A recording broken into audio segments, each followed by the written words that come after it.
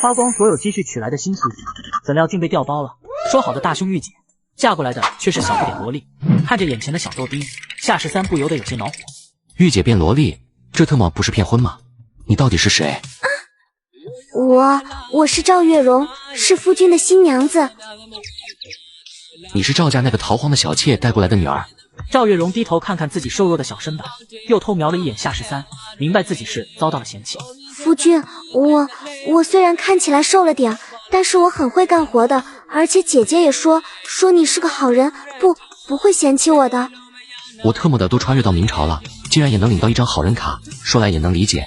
虽然父亲与那赵富贵交情甚好，还指腹为婚，但原身大病了半年都不见好转。赵富贵李代桃僵，把不是亲生的赵月容嫁过来，以后当了寡妇也不心疼。话虽如此，但御姐变萝莉，夏13还是觉得窝火。赵月如若是不想嫁，直接退婚便是，何必要玩替嫁这一套？让你代替她嫁过来。对不起。对不起有用吗？你们家这属于是骗婚，如果我去告官的话，你们不仅要把聘礼钱退回来，而且你们全家还要被抓到官衙去打板子。姐姐说你身子有病，要一个冲喜的媳妇，让我嫁过来。姐姐还说，要是我不嫁给你，她就把我从家里赶出去，让我出去当乞儿讨饭。夫君，你能不能不要告官，也不要把我赶回去？我们成亲，我是你的新娘子，你不要我的话，我聘礼钱我可以干活还给你的。夏13陷入了沉思，虽然这个小女孩也是被胁迫的，但御姐媳妇换成了一个14、15岁的小豆丁，她也下不去手啊。夫君，吃面吧。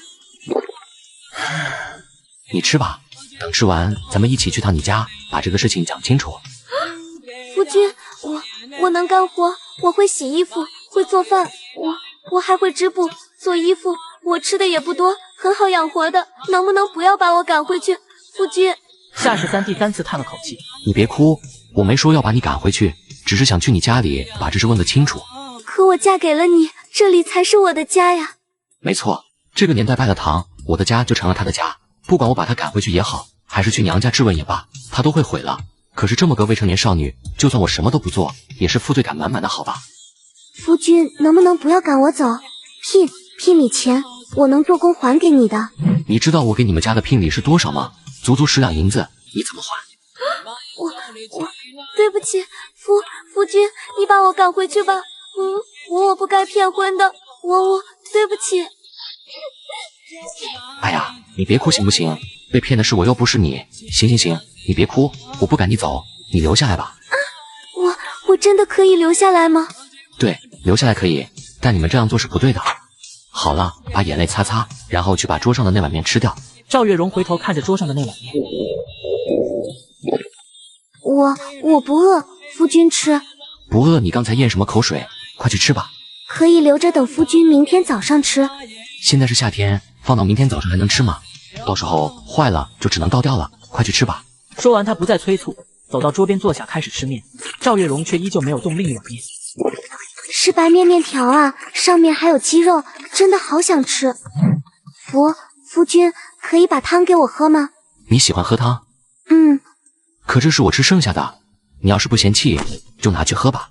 赵月容接过碗，一点点喝着碗里的汤，直到一滴不剩。谢谢夫君，我饱了。这就饱了？我很好养活的。看着赵月容低着头一副做错事的样子，夏13忽然觉得这小朋友还挺可爱的。快把那碗面吃了吧，别不好意思。我不饿，我真的饱了，我很好养活的。看来你是真的不想吃，那我也只能把这碗面拿去倒掉了。不要，我吃。连面带汤喝得干干净净，小姑娘一脸满足的表情。吃饱了没有？夫君，我去洗碗。虽说亡故的父亲是个举人，原身也是个秀才，但我可不觉得我能考得上举人进士。如今手里只有10两银子，得想办法赚钱了。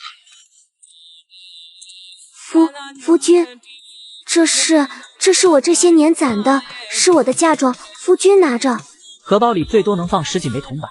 夏13能想到这丫头在赵富贵家里的日子并不好过，他本想拒绝，但看着小丫头眸子里的期盼，还是伸手接过了荷包。好，我先替你保管着。你应该也能看得出来，我家并不像你们家那样富裕，而且我是个书生，种地锄土播种施肥这些农活我一样也不会，所以你跟着我可能要吃苦。我不怕吃苦，夫君，我会努力干活的，家里的所有活我来干，夫君只要好好读书就可以。不用你一个人干，到时候咱们一起来。那怎么可以？夫君是读书人。别总是读书人怎么样的，有句话叫做百无一用是书生，读书人最没用。才不是，读书人都很厉害的，夫君也很厉害。行，读书人都很厉害，你会干活也很厉害。你困不困？困的话，你先上床睡觉。夫君的意思是要和我洞房了吗？他去找什么？应该是在找白帕子。出嫁的时候，王婶塞给我一张白帕子，说让我洞房的时候把帕子垫在身子底下。夫君，我这里有帕子的。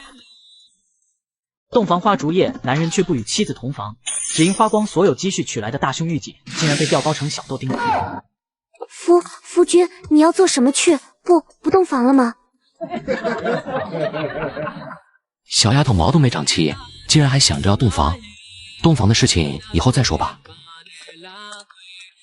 在明朝，商人的地位简直低到令人发指。不知道若是我跑去经商，能不能扛得住族人的毒打？算了，这才穿越第一天而已，慢慢来，不急。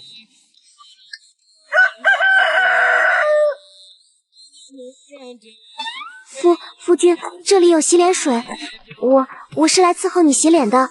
夏13疑惑小萝莉的脸为什么那么红，但看到脸盆里倒映出来的帅气的一张脸就明白了。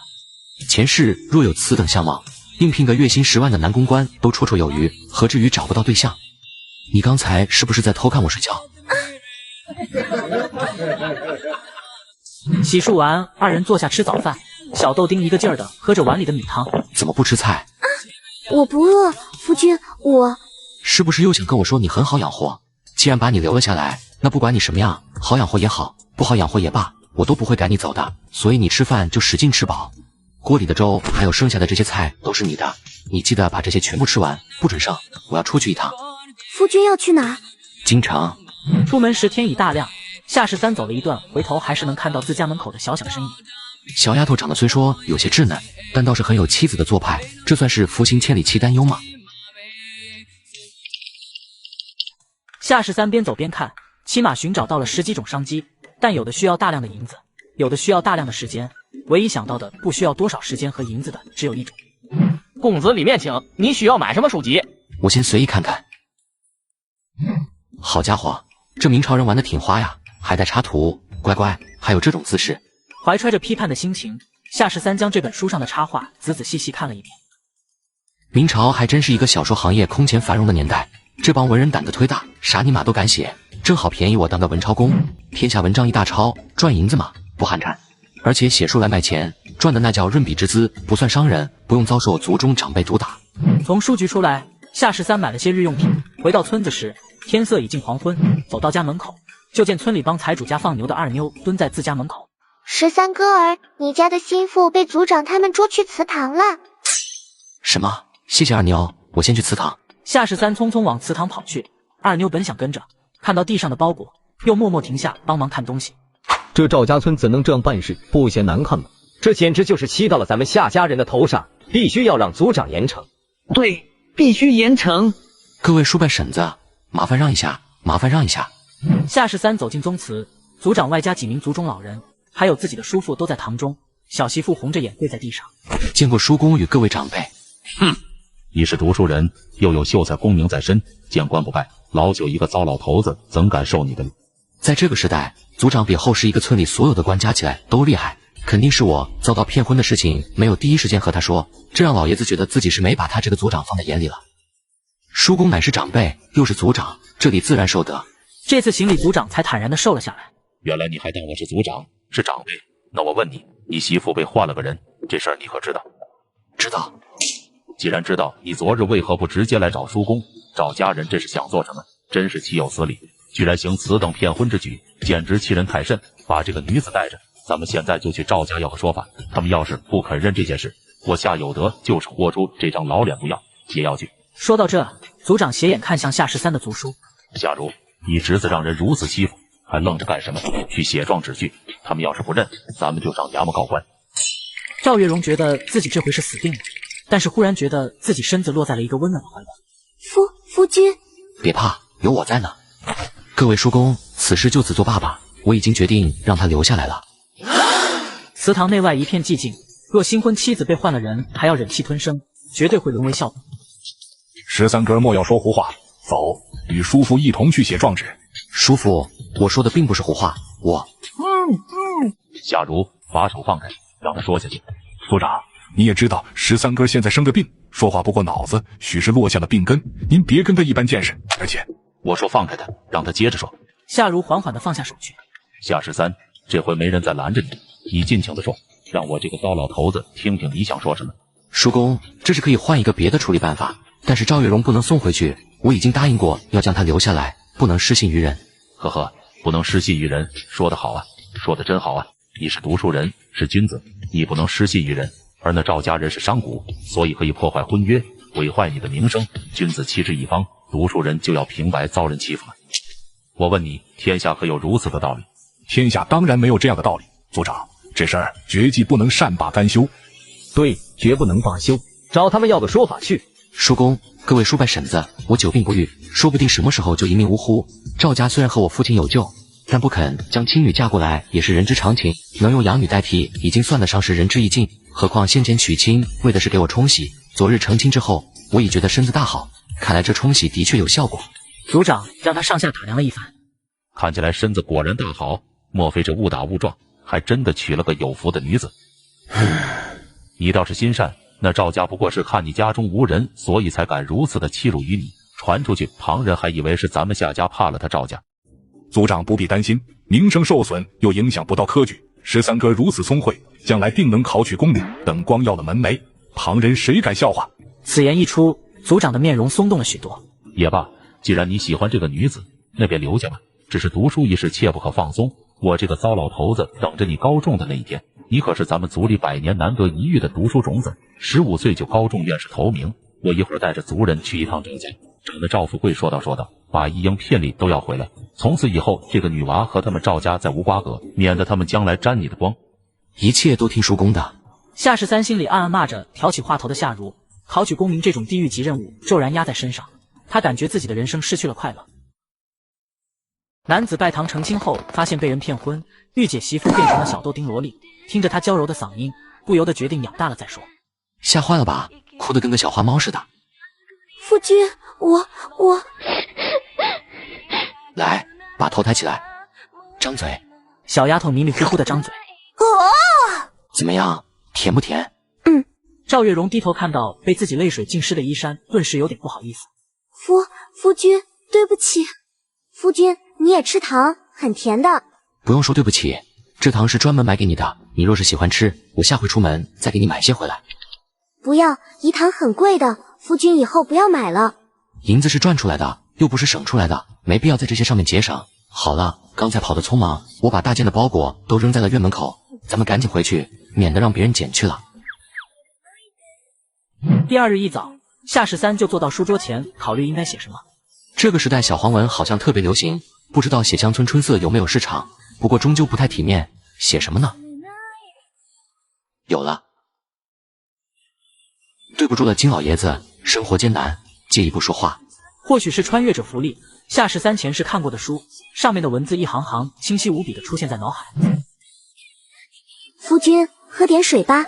夏13接过碗喝了以后，才发现水是甜的，应该是小媳妇在里面放了一糖。夫君，好喝吗？好喝。你识字？不识，但是我觉得夫君写的字很漂亮。不错不错，你倒是个有眼光的。抄书的日子过得很快，月影稀稀。夫君，这是我比着你的旧衣服做的，你穿上看合不合身，不合身我再改。好。不错，正合身，给你自己做新衣服了没有？我不用，我是你的夫君，你是不是应该听我的话？听夫君的话。那你明天给你自己做一身，不，做2身新衣服，到时候我要检查的，听到没有？赵月荣犹豫了一下，才轻轻点头。行，没事的话，赶紧回房睡觉去吧。夏13转身准备继续，却被一只小手扯住了袖口。夫君，怎么了？还有事？小豆丁的脸越来越红，最后还是鼓起勇气问道：“夫君今晚在哪里睡啊？”就睡在这儿啊。哦。小豆丁虽然答应了，但还是紧紧扯着夏13的袖口没松开。你年纪还小，还没有长大，不要一天天总想着洞房。我没有想。是你没有想，是我想了。真的？假的，赶紧回房睡觉去。接下来的日子，夏13白天去学堂读书，回来就抄书，很快便写了10多万字出来。正打算去城里卖书，恰赶上农忙。等两人走到田间，已经有人在帮着他家割麦子了。好吗？才想起来，原生的爹是个举人，自己还是个秀才。村里有好几户的田地都挂在我家名下，以减免朝廷赋税的。之前也没收过他们店租，所以田里的活一直都是他们帮忙干的。别看了，就在这坐着，不用你去帮忙。再说农活你又不会干。不会干我可以学呀。你是可以学，但是你这小胳膊小细腿的，就算学会了也不适合干农活。你看到那个人没有？就那个黑黑的大高个，那才叫干农活的样子，长得就5大3粗的，跟鲁智深似的，一看就有劲儿。夫君，鲁智深是谁啊？是个和尚，可厉害了，能倒拔垂杨柳，还3拳打死了个卖猪肉的。打死人了啊？那他打死人报官了吗？那个没报，所以他这不就去当了和尚。哦。公子是来卖书稿的吧？来，请随老夫去后室一谈。掌柜的见多识广，夏13倒是没想到被人一眼就看出来了。《射雕英雄传》，这话本名字倒是直白。掌柜的低头看了起来，行文方式半白半古，读起来竟异常顺畅。不知不觉就看到了郭靖救下折别，引出铁木真出场。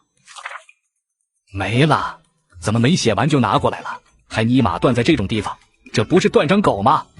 公子，那郭靖饿了铁木真，恐怕会被盛怒而至的铁木真斩杀吧？夏13没有回答他的问题。掌柜的，你觉得我这书稿怎么样？能卖多少银两？啊，这个公子的书如何？老夫不好评断，只是这写法颇为新颖，与时下各类书籍不符。以老夫之见，不见得能卖出去多少。这样吧，掌柜的仿佛下了很大的决心一般。公子既然来了，老夫总不能拒人之外。本书斋愿出价10两，求购公子的书稿。告辞，我再去别家问问。哎，公子且留步。小相公若是觉得价钱不满意，可以再谈嘛，何必起身告辞？这样，公子说个价格，老夫且听听。还是掌柜的说吧，我听着。那12两如何？这一试。告辞。哎，公子留步留步。15两，15两怎样？告辞。18两。告辞。20两。告辞。等等等等，公子请稍坐。小七，快去泡壶茶来，要好茶。花光所有积蓄娶来的新媳妇，怎料竟被调包了。说好的大生御姐，嫁过来的却是小不点萝莉。听着她娇柔的嗓音，不由得决定养大了再说。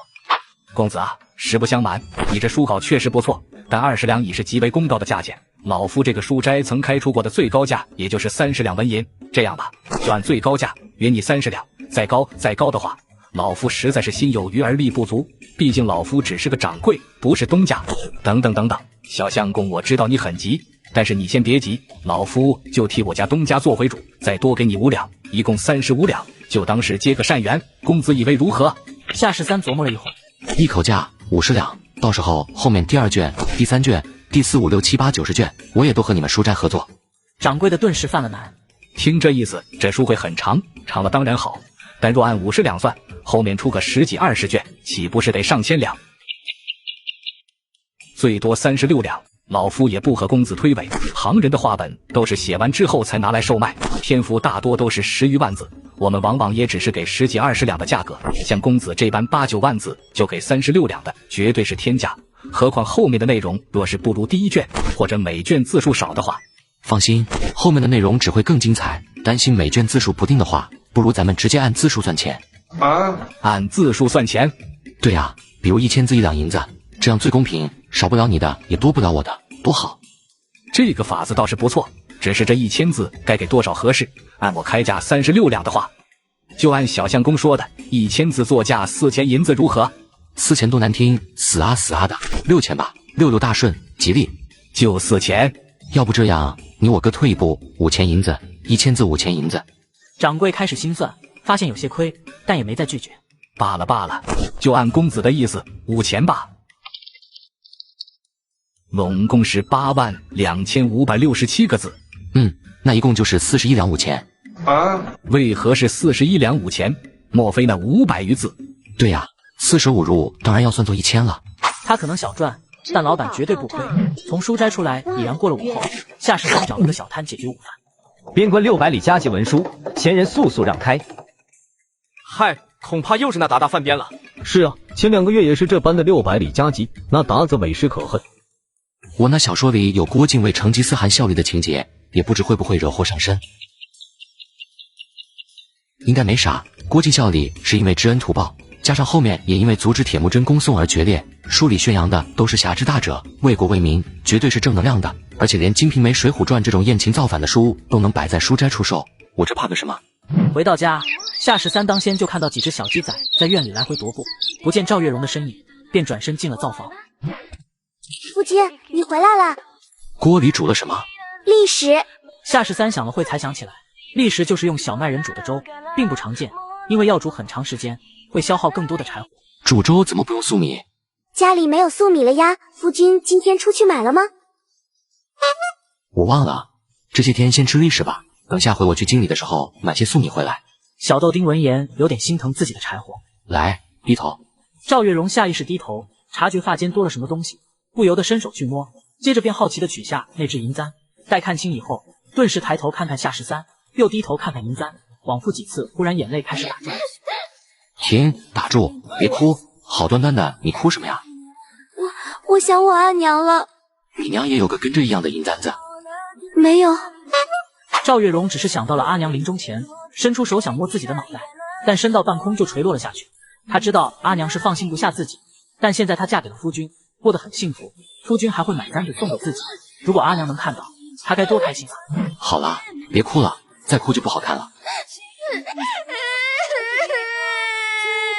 1年前我一下子没了2个亲人，等他们去世之后，我也哭过不知道多少回。哭吧，哭出来就好了。赵月容哭声一滞，刚才只顾着自己伤心，现在才想起来，夫君好像应该比自己更伤心，自己不该勾起夫君的伤心事。夫君，对不起。没事，哭吧，使劲哭，这次哭够了以后就别伤心了。夫君，我哭不出来了。真哭不出来了？夫君要哭吗？我哭什么？说着，他伸手朝小豆丁怀里摸去。赵月容先是一呆，接着便是又慌又羞，本能的一口咬住夏13的手腕。夫君，你没事吧？还行，没少一块肉。我就是看你整天揣着这块白帕子，想掏出来给你擦擦眼泪而已，又不是要非礼你，你怎么这么大反应？再说咱们不是夫妻吗？你还整天想着洞房呢。夫君，我对不起。你看，你整天就知道说对不起，以后不许说了。来，让夫君抱抱，抱一下就原谅你了，这个可比道歉管用。小豆丁脸红扑扑的，一把抱住了夏13。可惜太瘦了，要是再胖上2圈就好了。当然不仅身体得胖起来，孩子的食堂也得跟着一块胖才行。现在明明穿得很单薄，却啥也感觉不到。想到这，他忍不住把怀里的小豆丁抱紧了点，还是没有，再紧紧，这下好像有了。夫君，我去煮饭了。哎，等等，院里的那几只小鸡仔儿是怎么回事？那是我去叔父。怎么了？一惊一乍的。夫君，叔父今天来了一次。所以呢？他说有事情找你，但是夫君没在，叔父就说等夫君回来之后，让你去家里找他。男子拜堂成亲后，发现被人骗婚，御姐媳妇变成了小豆丁萝莉，听着她娇柔的嗓音，不由得决定养大了再说。天色尚早，小豆丁在院里洗着猪肉，夏13则蹲在地上看小鸡仔吃着麦麸。你就给小鸡吃这个啊？应该给它吃什么？应该喂。差点忘了，大明的鸡混的可不如后世，人还吃不饱了，哪有多余的稻谷小米给它吃？还好这几只鸡仔不是刚出生的小雏鸡，但愿到时候能少死点，省得小豆丁又伤心的哭鼻子。就应该喂这个。好了，我先去叔父家一趟，待会儿就回来。两家离得并不算远。进门后，夏如的女儿夏淑正在喂鸡。大哥，爹，大哥来了。进来吧。13哥儿，还有月余便是相识了，你怎地不专心读书，还跑去京城里闲逛？啥？相识？还有月余？我紧张个什么劲儿？考就考呗，反正我又不打算考功名。瞧着夏13很平静的样子，夏如忍不住问道：“莫非你对乡试已有把握？”算是吧，落榜还能没把握吗？夏如眉开眼笑，他这个侄子平时还是很谦逊的，能这么说，自然是胸有成竹。好好，你今年17岁，若是能在今年得中，那可称得上我大明朝年岁最小的举人。叔父，17岁的举人不算最小，据侄儿所知，有个叫杨廷和的，12岁就中了举。天下还有这等神童？有啊，侄儿当初知道这个人时也惊为天人。夏如今年32，已经3次乡试落榜，而夏13上辈子12岁的时候还在看奥特曼。这人与人之间的差距，有时候就是比人与狗的差距都大，叔侄俩都惆怅起来。对了，找你来是想跟你说，这些日子我和庄上的人去了几趟那赵家。那赵富贵是个明事理的，晓得自己理亏，倒是那赵富贵的妻子，哼，简直是不可理喻，整个一泼妇无赖，死活不认骗婚一事，聘礼也不肯退。早先已说得清楚，让你那心腹与他们家断个干净，这点赵家人倒是答应得痛快。今早又去了一趟，终于要回这5两银子，还是那赵富贵偷偷塞给我的。这银子你且拿着吧。有这样的后妈，难怪小豆丁瘦瘦小小的营养不良，还养成那样怯懦的性格，也不知道受了多少苦。想不到那赵富贵竟是个怕媳妇的。银子收下，此事就算了结了。夏13回到家，小豆丁坐在灶火旁，灶台上放了一碗炼好的猪油跟油渣。夫君回来了。回来了。可惜家里没有米饭，不然淋上酱油，再拌点猪油，放几粒油渣，最后铺上一层葱花，简直是美味啊！夫君，好吃吗？还行，口感挺脆的。来，张嘴。小媳妇脸色微红的吃了进去，夏13忍不住又喂了她一粒，直到一碗油渣下去一半，小豆丁说什么也不肯吃了。夫君要做什么？我准备炖肉。炖肉？不可以。你咋了？又一惊一乍的。反正夫君不能炖肉。为啥不能？因为夫君是男人，还是读书人，读书人是不能做饭的。我只是想吃顿红烧肉而已，什么君子远庖厨，狗屁！小继子，把手放开，乖，听话，让夫君做饭。小继子是赵月荣的小名，亲密的语气让他的脸又红了起来，但他仍是抓住夏13的衣袖不松手。我要炖的肉你不会做呀？不会做我可以学的，夫君可以告诉我怎么做。两人对视，最后还是夏13败下阵来。行吧，你去打一桶冷水倒进锅里，再去把生姜和大葱切了。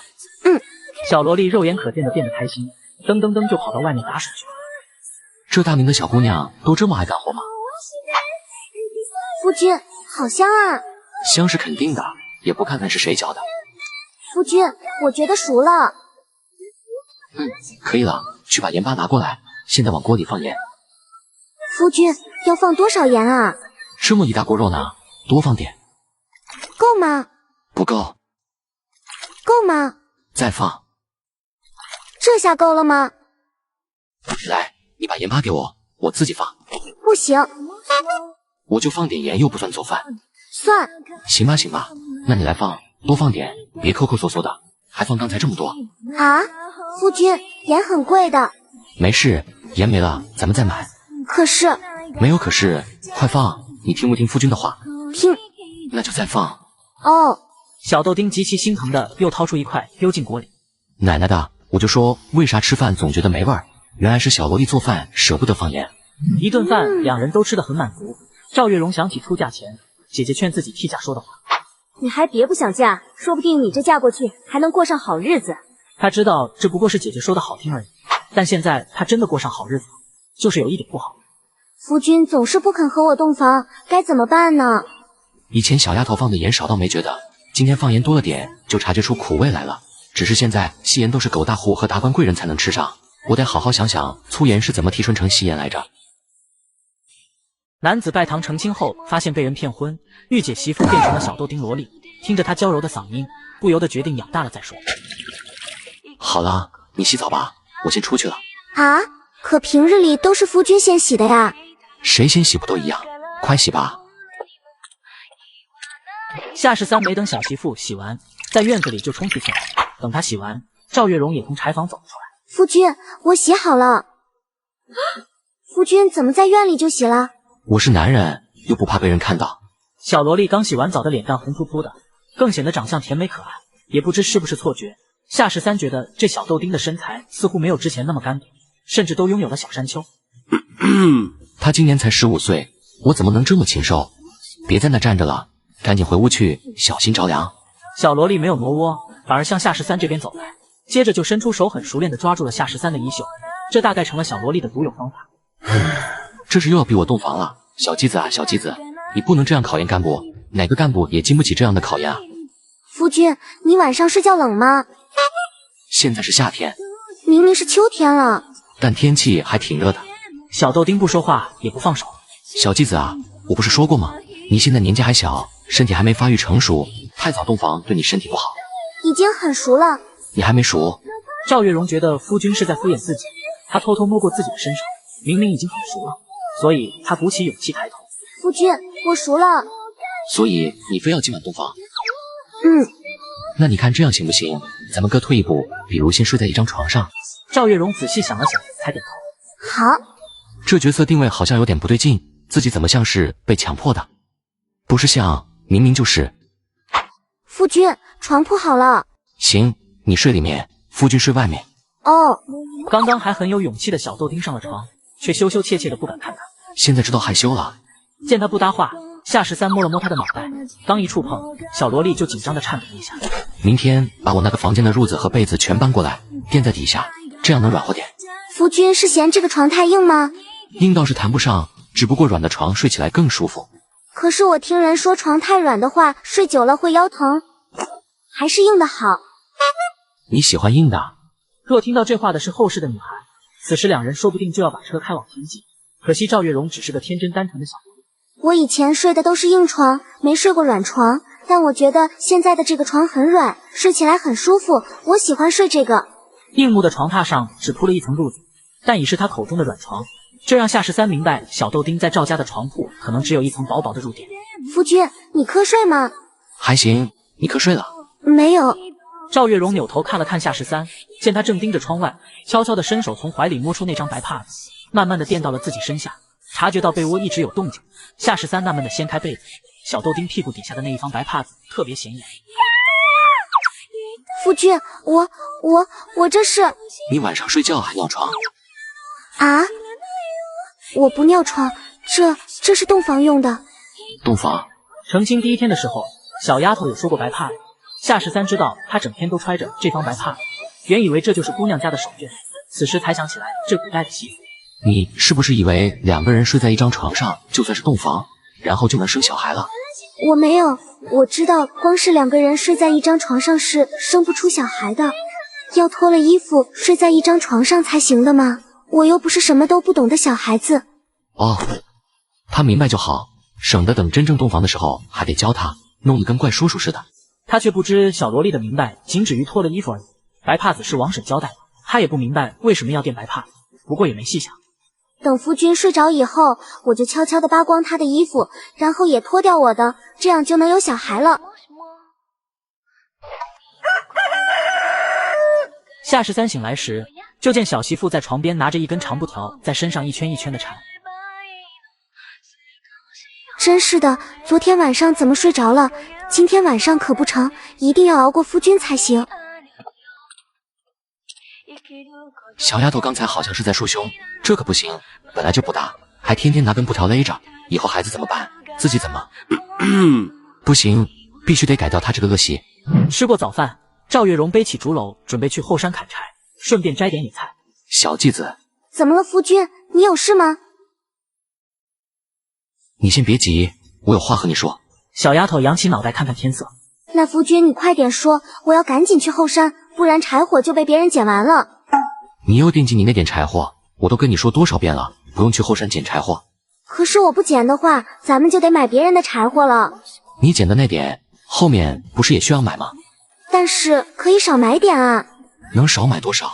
我知道你节省，但柴火这东西又不贵，那么一大捆才卖10来文钱，买上一回就够咱们家用上个3、5天的。但是你每天捡的那点呢，也就够个引火用的，这能省个什么？省下了引火的木柴呀，还有野菜呢。行，都给你算上，你砍的那点柴火，还有你摘的那点野菜，两样东西加在一块都卖不出1文钱，而你为此却要付出1个时辰的时间，还要受累，所以这是很不划算的，你懂吗？夫君，我不怕累。夏13被噎得说不出话，赵月荣打算继续自己的砍柴大业，可是刚转身，竹篓就被抓住了。夫君还有什么事儿？我问你啊，你平时会不会感到胸闷气短，喘不上气？见夏13一边说，一边看着自己胸口，小萝莉忍不住弯下了腰。把腰直起来，弯腰驼背的会影响身体发育，就像你用布条缠着。好了，我就直说吧，不要用那种布条整天勒着，你正是长身体的年纪，这样不仅影响发育，还会造成很多疾病。我没有勒啊。还说没有？我今天早上都看到了。转过来，我可不是在吓唬你，用布条勒着真的会造成很多病，比如喘不上气，影响发育，甚至心脏还会出现问题，而且以后还会饿着害。那个，我们家有一个远房亲戚，就是因为这样导致每天胸闷气短，喘不上气，20岁的时候就一命呜呼了。啊！一会儿去房间把那根布条解下来，听话。哦。相识在即，夏如也没工夫再去教书，学堂自然也就放了假。夏13每天就在家里抄书。有天晚上睡得迷迷糊糊的时候，突然察觉有人扒自己的裤子，他一把抓住了那只耍流氓的小手，场面顿时尴尬极了。夏13啥也没说，转身继续装睡。这种事情我最多忍他2次，事不过3，第3次我就从了他。可惜小萝莉变得特别老实，此后几天一直安安分分的。公子终于来了，您是不知道啊，这些日子东家天天催着我去找您要稿子，可公子上次走得匆忙，老夫也没问您住在何处，落得个整日里挨骂的下场。走，公子快请。不知公子这次带了多少字的书稿？字数12万多吧，都在这里了。掌柜的也不客气，直接拿起来就看。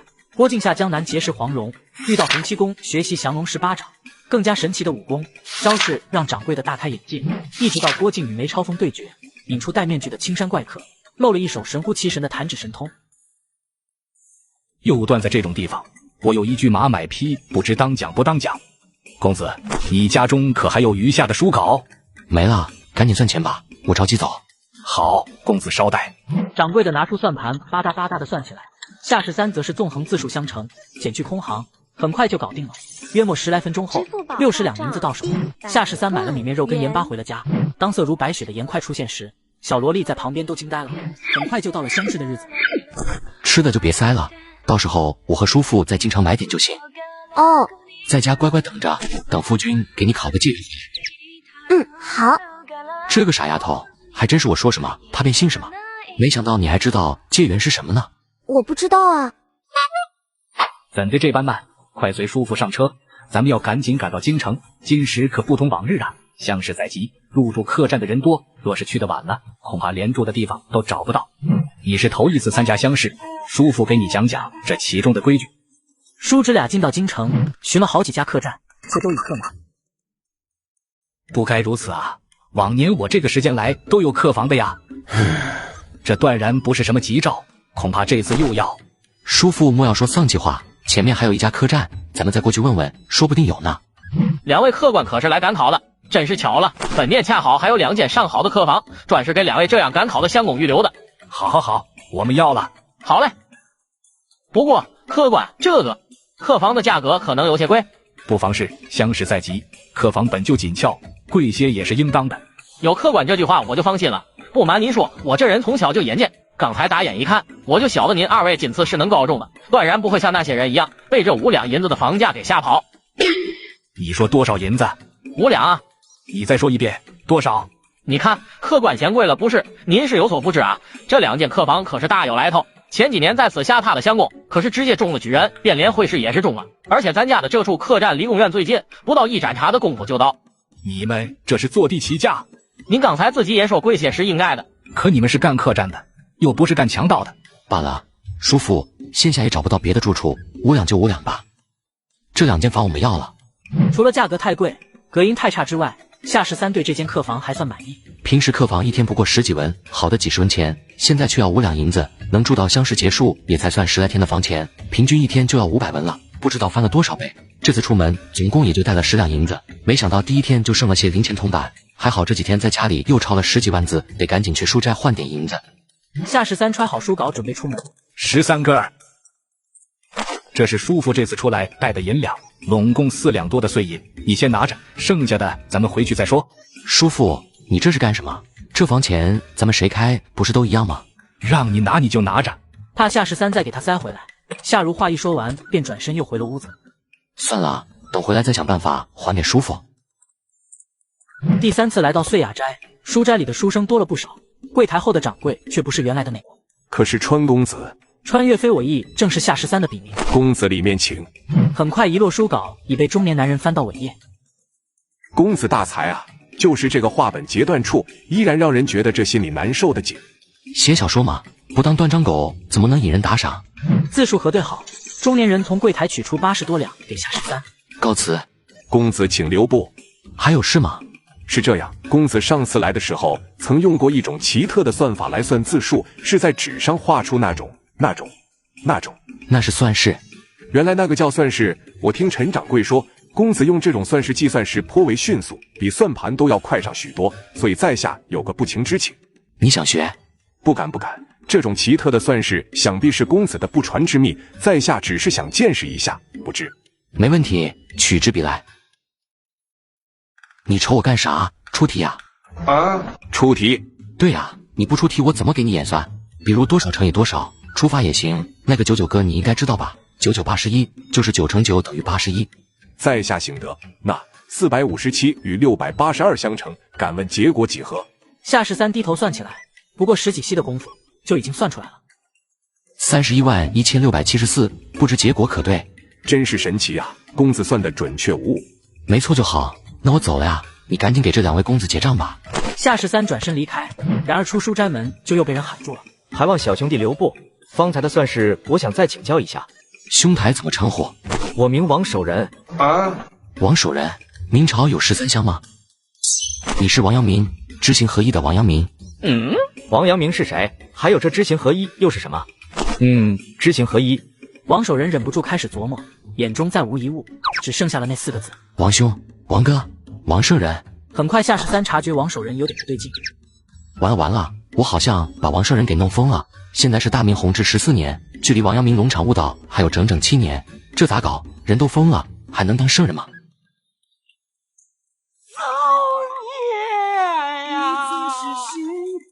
王兄保重，王兄再见。妙哉妙哉啊！知行合一，好一个知行合一！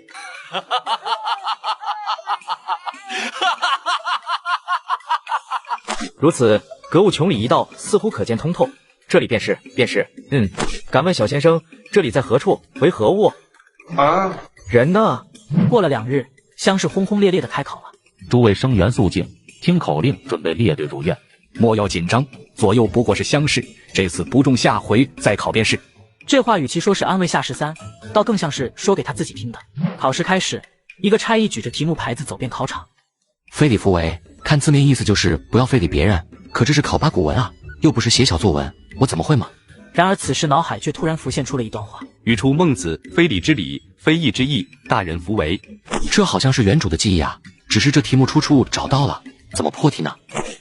礼以行之，贵乎知礼之行。无事以知其而知礼也，是故非礼弗行。义以夷之，合乎之义之宜。无事以知其而明义也，是故非义莫为。6啊，原主这15岁就高中院士第1的猛人，还真不是吹的。夏13提笔开始狂写，而夏如此时却在犹豫。非礼弗为，这出处好像是在孟子，但我朝皇帝不喜孟子，历代科举几乎从不在孟子当中选题，肯定还有深意。历时3天2夜，第1场考试落幕。叔父，你咋这么憔悴？没睡觉吗？啊，睡觉。13根，你是如何破的题？就是礼以行之。你是这般破的题，你是这般，是了，应当就是出自孟子，一定是出自孟子。那个叔父，你没事吧？你是没想到破题之法，还是文章没有写完？你说我没写完？你知道叔父做了几篇文章吗？我写了5篇，整整5篇。那个叔父，你写的好多呀。还不是那杀千刀的考官。我先写了一篇孟子的，但想到历来就没有从孟子出题，于是从论语凑了凑来破题，写完又觉得不对，觉得应该从中庸破题，就这样写了5篇。这3天几乎都没睡觉，最后交卷的时候还是交了孟子那篇。夏13听完都懵了，这破个题竟然还有这么多道道。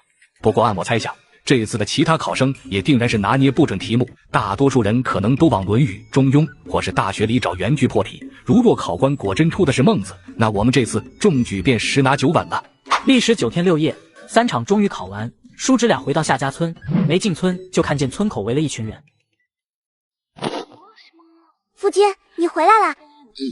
里面那些人是干嘛的？夫君，不能用手指着菩萨，这是不敬。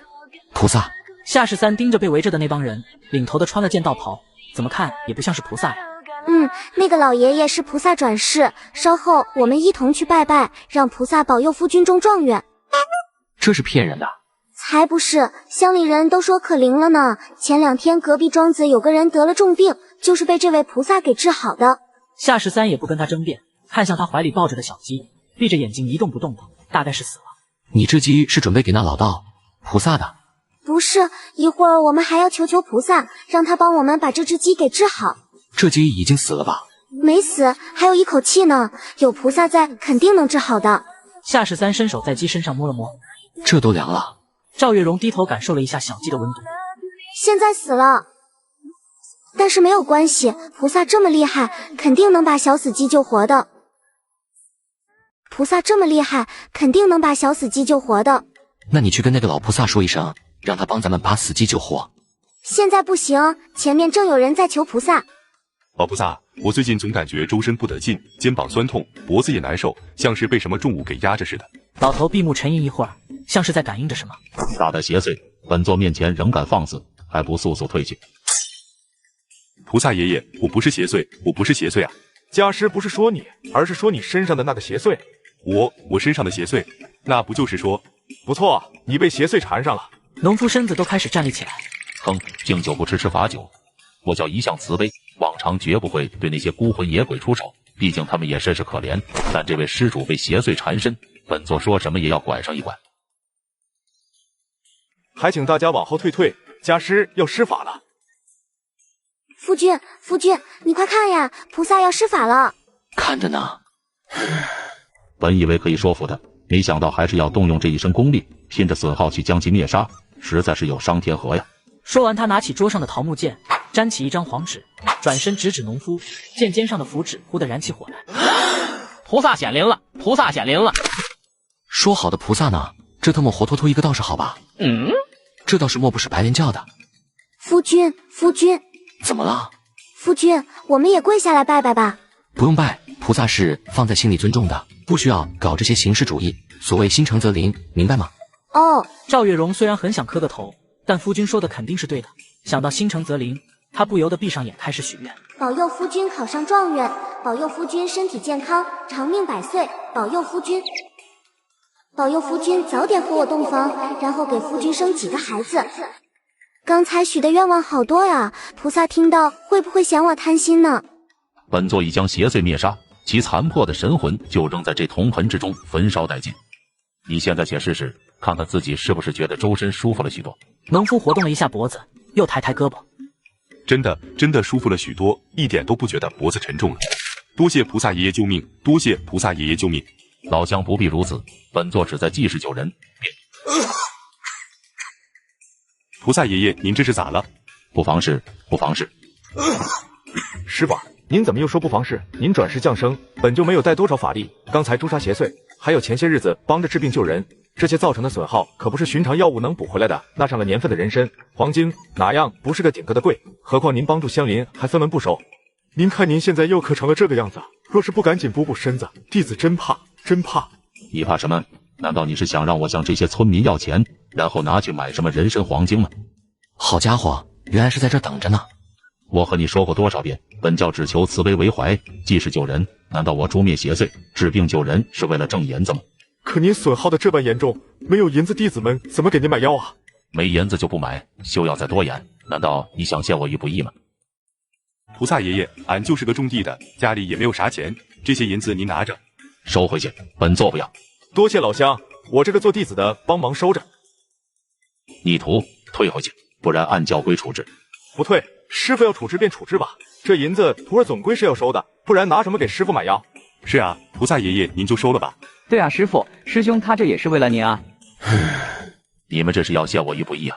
按正常发展，接下来应该是村民上前慷慨解囊了。然而夏家村的村民只是默默看着，人群中一人忍不住了。各位乡亲，你们听听，菩萨为了救治咱们这些小老百姓，自己的身体都有了损耗，可菩萨又不收咱的一文钱，这是真菩萨啊！我王13虽然没念过啥书，但我知道供养菩萨的道理，菩萨不要，但咱们不能不给，你们说是不是啊？你们瞧瞧我这记性，刚才只顾着看热闹，忘了家里还煮着饭呢。我也忘了，我家灶台也没熄呢，得赶紧回家。家里柴还没劈，我也得赶紧回去。片刻功夫，人就跑了个精光，连托都没好意思留下。师傅怎么办啊？人都走完了。急个什么？那不是还有2个人吗？小鸡子，咱们也回家吧。不回，我们的鸡还没有救呢。你去了也没用，那个老头肯定不会帮你救，就算救了也就不活。菩萨肯定能救活的。行，那你去吧。师傅，来了，终于有上钩的了。哎，这咋还抱着一只鸡？这是给咱们的吗？可这鸡的个头有点小啊。有鸡就不错了，起码咱们不算是白忙活一场。瞧着赵月荣走到近前，老头又恢复了悲天悯人的样子。施主，这鸡你拿回去吧，本座是决然不会收的。师傅不收，我这做徒儿的帮忙。你这是什么意思？我这鸡不是给你们的，菩萨爷爷，你帮我把这只鸡救活吧。你这小姑娘，没听见我师傅刚才施法都伤了身子吗？你竟然还想让我师傅帮你救一只鸡？不救！赵月荣吓了一跳，抱着鸡又走了回去。夫君，怎么办呀？菩萨的徒弟说不救。不是不救，他们是救不活。我觉得是能救活的，但菩萨刚才施法伤了身子，所以才没法救。那你是咋想的？拿出银子给那个老头，让他拿去买人参灵芝补身子，然后等他把好了再来救你的鸡吗？夫君，我听说人参很贵的。贵是贵了点，但夫君这里有。诺，你把这锭银子拿去给人家，应该够买个人参了。不行，这么大的银子肯定能买好多只鸡，太亏了。还行，还没傻套。师傅，你说那银子是给咱们的吗？闭嘴，安心等着，端着点架子。师傅，他又把银子揣回去了。闭嘴，我能看见。师傅，他们走了，好像还说什么要回去煮鸡汤喝，我也想喝鸡汤。闭嘴，蠢货，把东西收拾，咱们去前面的赵家村。听说那村里有个家主富贵的，是个有钱的土财主，都打起精神来。这次要是再挣不到银子，晚上你们都没有饭吃。男子拜堂成亲后，发现被人骗婚，御姐媳妇变成了小豆丁萝莉，听着她娇柔的嗓音，不由得决定养大了再说。夏13再一次来到碎雅斋，不仅之前的陈掌柜在，还有上次见到的中年人。中年人姓吴，是这间书斋的东家。公子，我说出来你可能都想不到，这书自印好之后，满打满算才售卖了2日，今早就有好些个人过来问我有没有第2册的后续，可见那些人读公子的话本已然到了废寝忘食的地步，真是让人难以置信。那东家是不是准备给我加钱了？公子啊，你可能不知，我这心里也有些忧虑。公子知晓近日鞑靼犯边的消息吗？听说了。现在鞑靼犯边，百姓群情激愤。公子的话本虽说几乎写的全是武林之事，但那个郭靖却是蒙古的金刀驸马。这个他不是没娶那个华筝吗？明显喜欢黄蓉，他都跑去桃花岛提亲了，虽然没成功。他和那个托雷王子还是什么安达？结安达的时候，郭靖才几岁啊？谁小时候没犯点糊涂？2次被噎，吴东家有点无语。我晓得这些确实有些犯忌讳，所以蒙古的事写的很少，全家在一块都不到2万字。而且东家，我跟你说，郭靖后面因为大宋都跟铁木真决裂了。决裂？对，因为他知晓了铁木真南下攻宋的意图，极力阻止却未成功，因此就和蒙古决裂，最后还帮着宋朝镇守城池，抵御胡虏入侵。当真？真的不能再真。好啊，因为家国大义，舍弃当驸马的荣华富贵，这是当世之豪杰呀。敢问公子，那个决裂的内容什么时候能写出来？等我下回来的时候，稿子上应该就有这块的剧情了。好，只等下回公子送来决裂的内容，我书斋立马刊印售卖。东家，那个人又来了。算了，莫要管他，任由他在那儿站着便是。2人的对话语焉不详，夏13的好奇心顿时被勾起，忍不住起身探出脑袋往外瞧了一眼，恰好跟前堂的一个人对上视线。掌柜的，你这有没有密道或者后门啥的？我得赶紧离开。那个王兄，你看起来有些憔悴啊。见跑不掉，夏13也就认命了。上次见面，小先生曾说知行合一，这4个字可谓字字珠玑，令王某茅塞顿开。但王某还有一事不明，朱夫子曾说格物穷理，可我愚笨，探究半生依然想不通这里在何处，又是何物，还望小先生教我。这说话条理很清晰啊，原来王圣人没疯。夏世三本想说不知道，但看着王守仁憔悴的脸，又有些心软了。心急里，心急里，心急里，随心而动，随意而行，心急是理。发生啥事了？怎么突然就疯了？咱们别理他了，算算字数，然后把银子结一下，我得回去了。9月初3，弘治皇帝的心情不大好，不是因为鞑靼犯边，那个不足为患，他烦心的是一大早杨廷和就入宫求见。弘治帝不用猜都知道他是上门来告状的。陛下，臣有事要奏，是有关太子殿下的。爱卿但说无妨，可是太子又闯祸了。太子殿下这些日子读书越发的心不在焉，昨日的讲卧更是无故缺席。臣打听了一番，方才知晓，原是太子殿下昨日又纠集了几个宦官偷跑出宫。陛下，臣不敢毁誉太子，只是臣对此忧心如焚。自臣今夏丁忧期满，官复原职后，便发现太子殿下相较以前是越发的贪玩。倘若再这般下去，臣恐将来……杨廷和没往下说，但弘治帝知道后面定然不是什么好话。杨爱卿所奏之事，朕已知晓了。陛下，太子，卿且放心，一会儿朕自会把太子传唤过来，好生训斥一番。杨廷和有些不甚满意，正在组织语言，却有一名宦官入殿。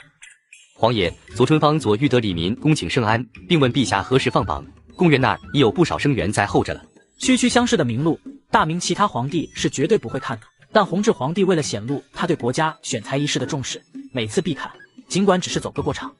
杨卿快起来吧，若是无其他事的话，卿且退下，朕这边还要看乡试的名录，也好让贡院那儿尽早放榜。既然陛下有事，那臣便先行告退。去告诉李清下旨放榜吧，莫要让那些个翘首以盼的生员们等急了。奴婢遵旨。小板板，你去一趟詹事府，将太子传唤过来吧。连着3次落地不中的夏如到底还是怂了，不敢来看榜。夏世三就带着自己的小媳妇去京城见世面。放榜日，整个贡院门口乌泱泱的全是人，小豆丁蹦蹦跳跳的往里看了几次，却什么也看不到。夫君，你中了吗？没呢，还没放榜呢。这都辰时3刻了，也该放榜了吧？早着呢，现在还没鸣鼓，等鸣了鼓，还得等个月末半炷香的功夫。那人话音未落，便传来一声鼓响，贡院的大门徐徐打开。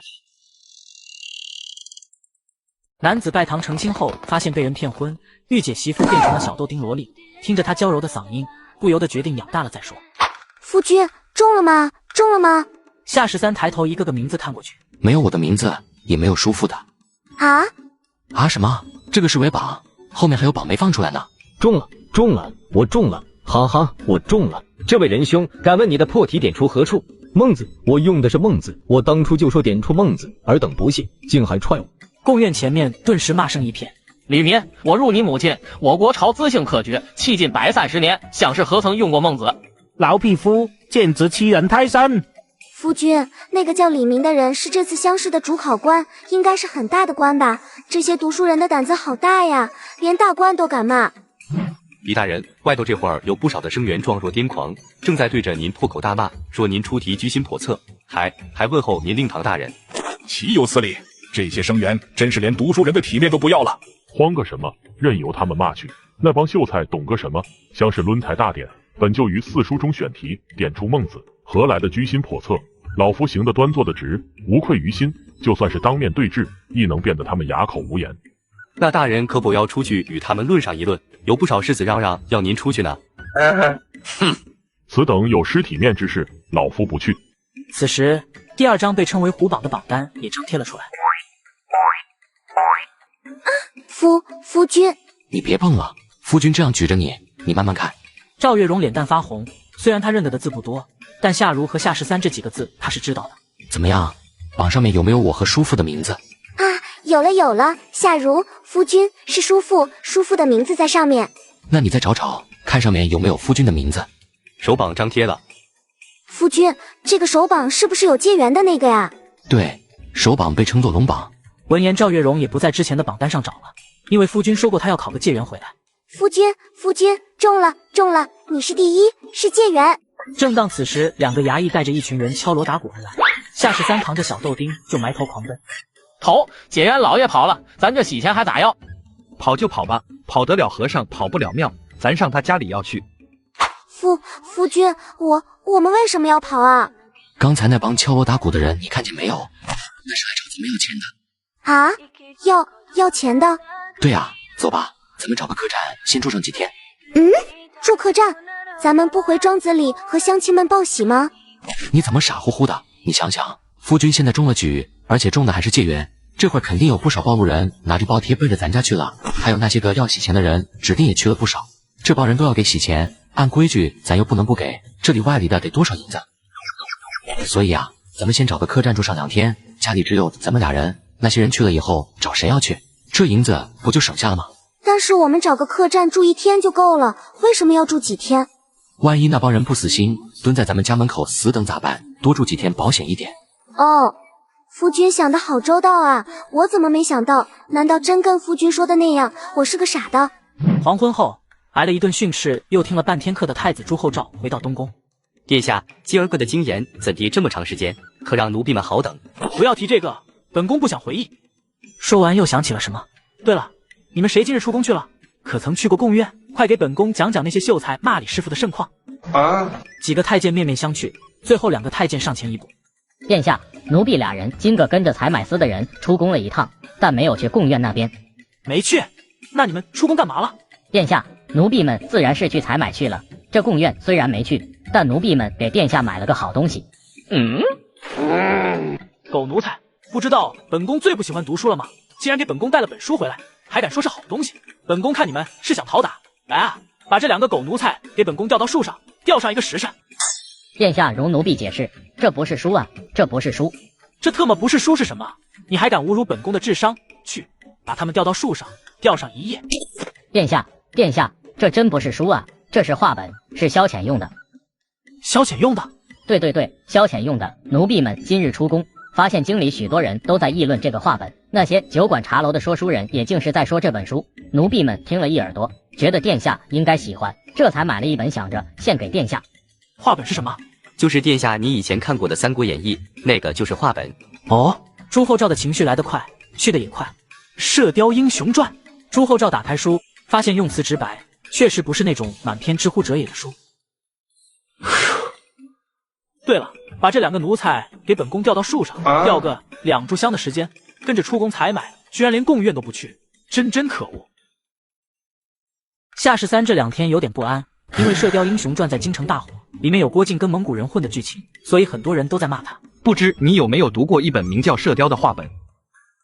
当然读了，那里头的郭靖竟是蒙古鞑靼的金刀驸马，还是那个拖雷的安达。你说写这画本的人存的是什么心思？肯定是居心不良，说不定还是个通敌叛国、投靠鞑靼的叛徒。若让我知晓那穿越非我亦是谁，定要为国除奸。不过里面的武功内力以及江湖恩怨写的着实是引人入胜，而且能看得出来，里头的郭靖是晓得家国大义的，去桃花岛提亲，等于是抛弃了金刀驸马的身份。关于蒙古的描写也极少，我觉得刘兄说的过于夸张了。还是这位大哥明事理啊。可恨的是，那人都没有把书写完，余地通宵达旦的读到最后一页，发现竟是未完待续。此人可谓是可恨至极，画本还未写完就拿出来印制售卖，平白的吊人胃口。若让我知道那作者是谁，定要将其打个半死。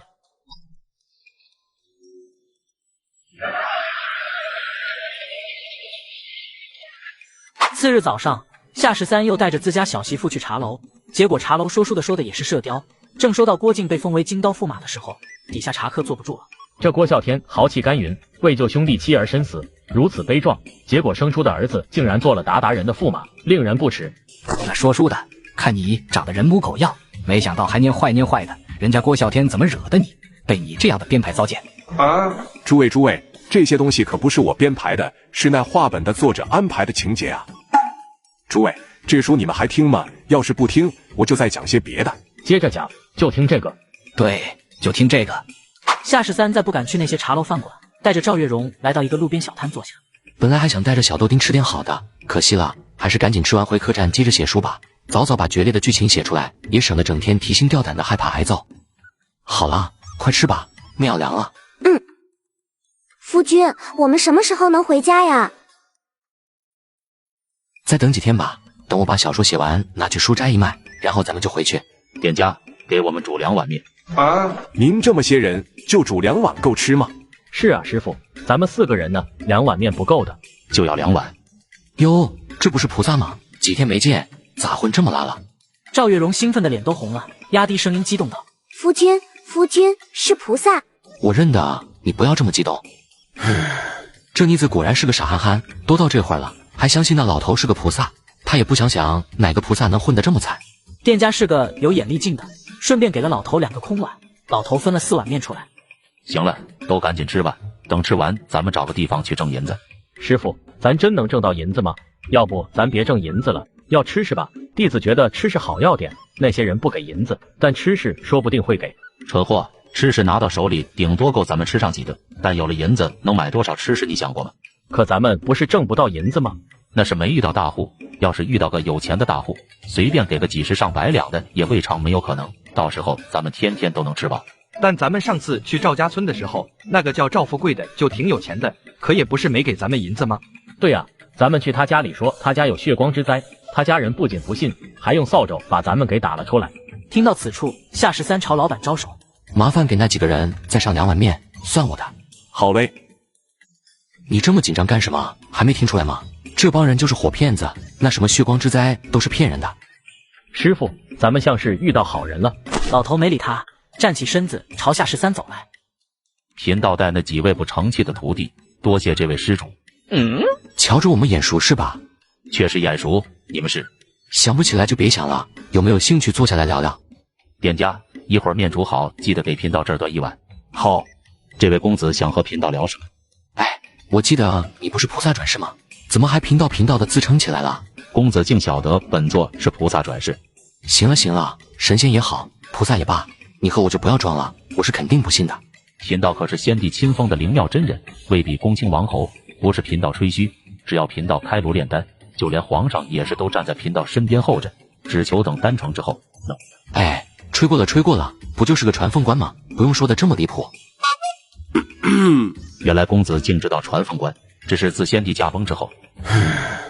说起来，当今圣上也是个崇道的，知道贫道渴望做个闲云野鹤、逍遥散仙，这不就把贫道请出了皇宫。然后皇上怕你孤单，还特意把其他的传凤官也全部请出皇宫陪你。贫道自打出宫之后，便寄情于山水之间，后来贫道观天象有感，算到将有一劫难要度，便创立了灵庙教。这真是贫道的劫难呢。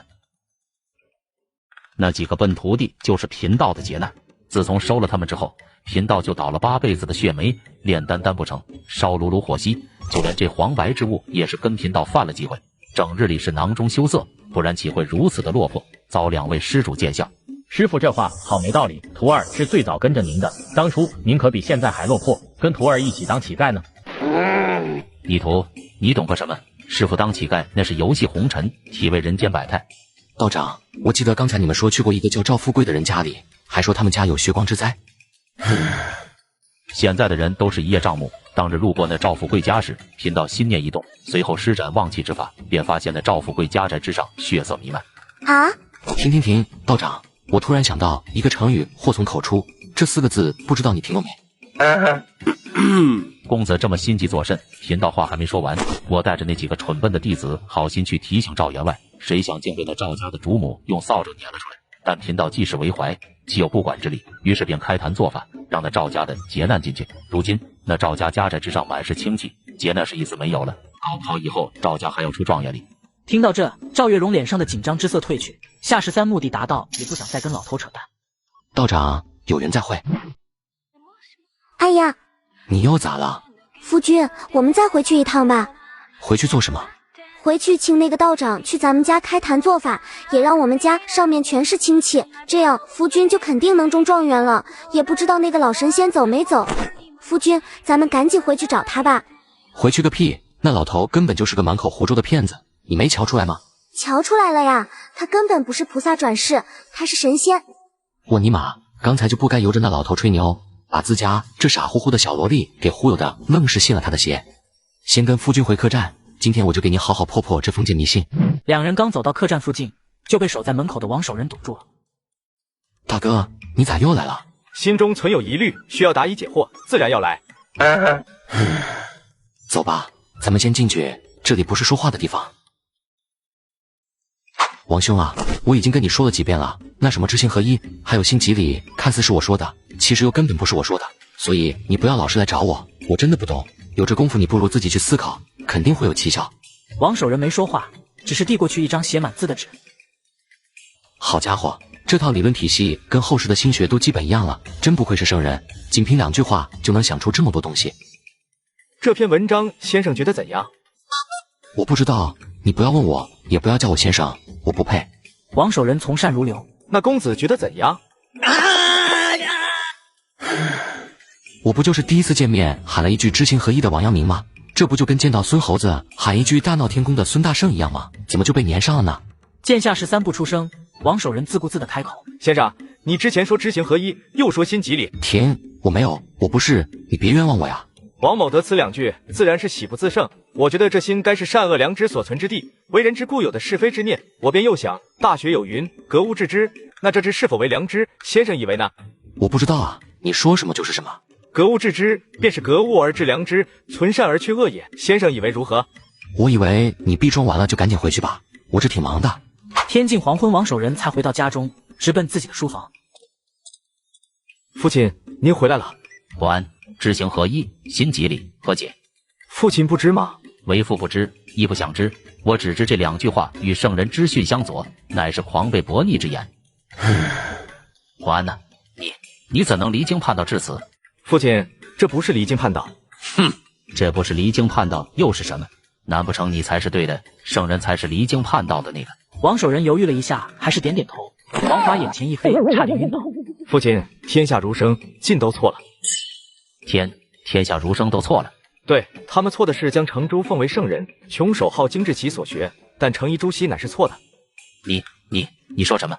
大学有云，格物致知。朱熹说此乃格物穷理之意，但孩儿当年革竹7日，不知理为何物，亦为求得半分所知，可见朱夫子曲解了孔圣人之意，是大错特错。一派胡言，逆子！我怎么生出你这个逆子？你怎么能说出这样的话？是谁教你的？是谁教你说的这些疯话？确实不是孩儿所想，此乃是夏先生所教。夏先生是谁？是那个老匹夫？夏先生不老，比孩儿年轻许多，还未到加官之龄。未到加官之龄，未到加官之龄。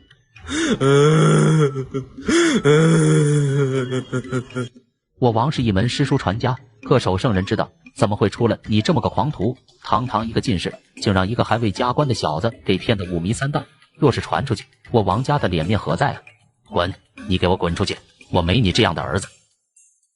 父亲，孩儿本想给您好好的解释一番，可您言辞激动，这是孩儿就知行合一、心即理所归纳总结的文章，您可以看一下。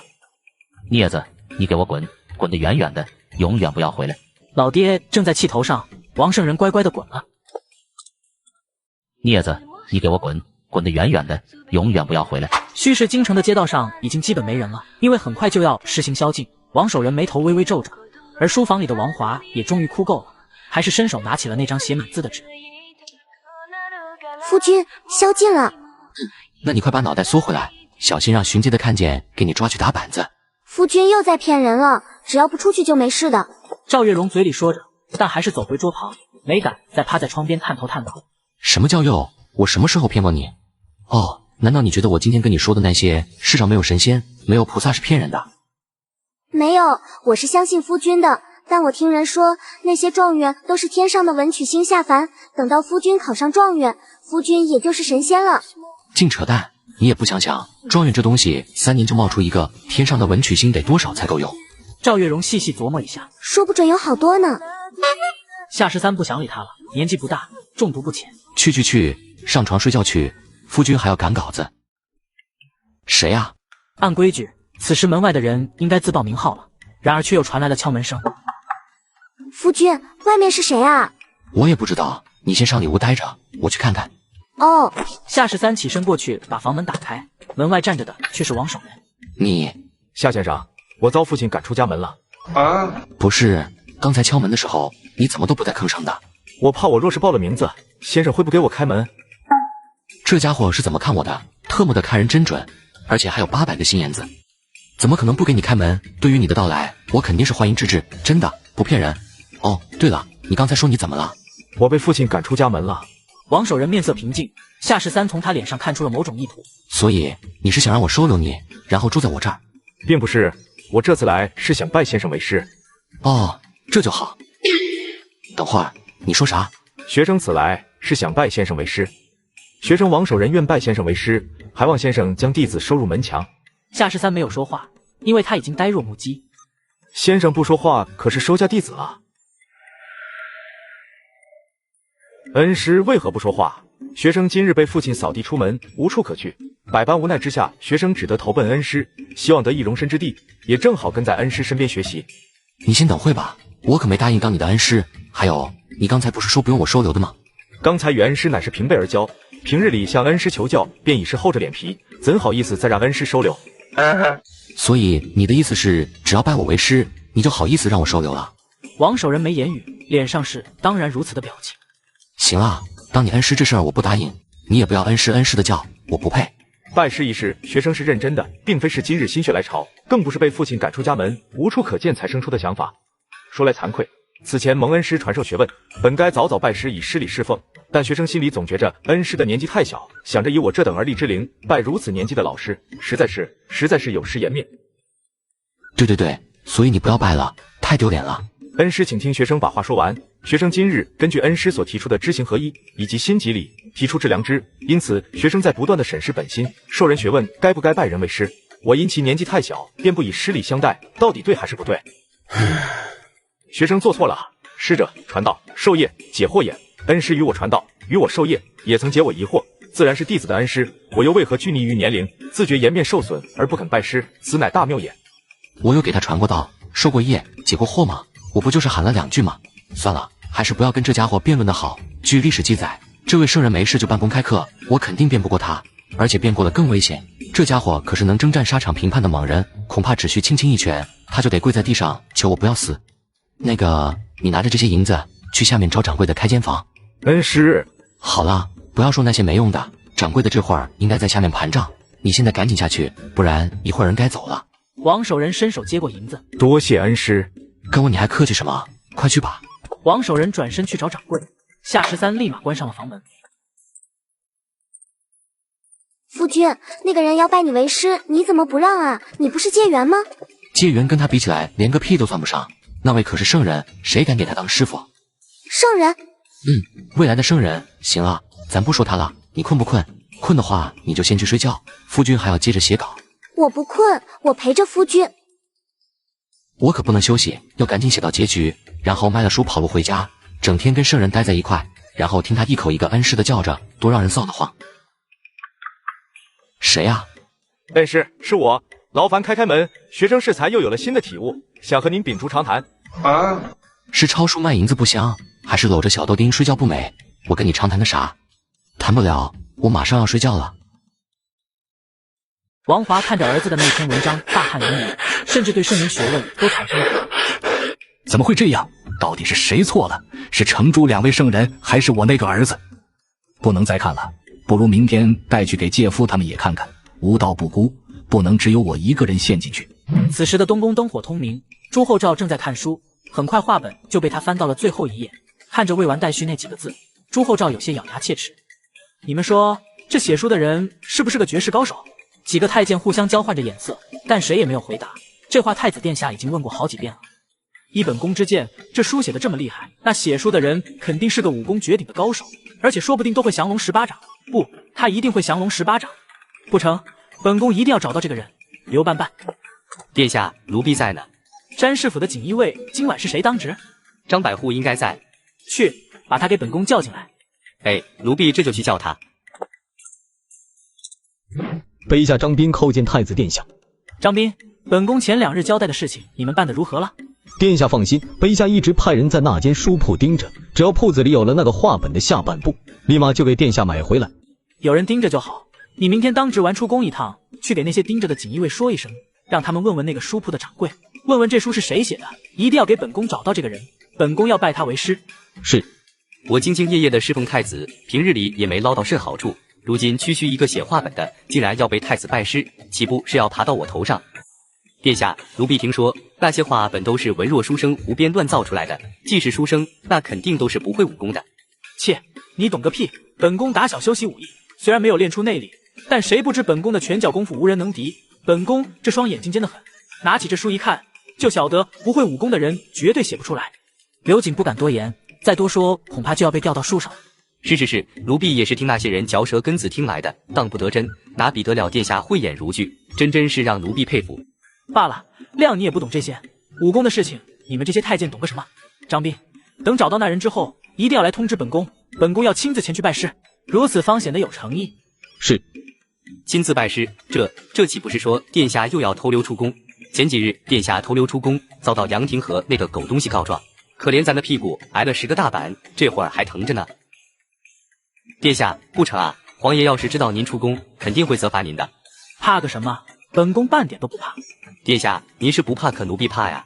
那天才打了10个板子，就差点要了奴婢的小命。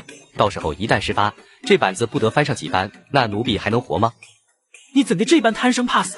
以后随本宫上了战场，可如何杀敌？刘瑾想哭的心都有了。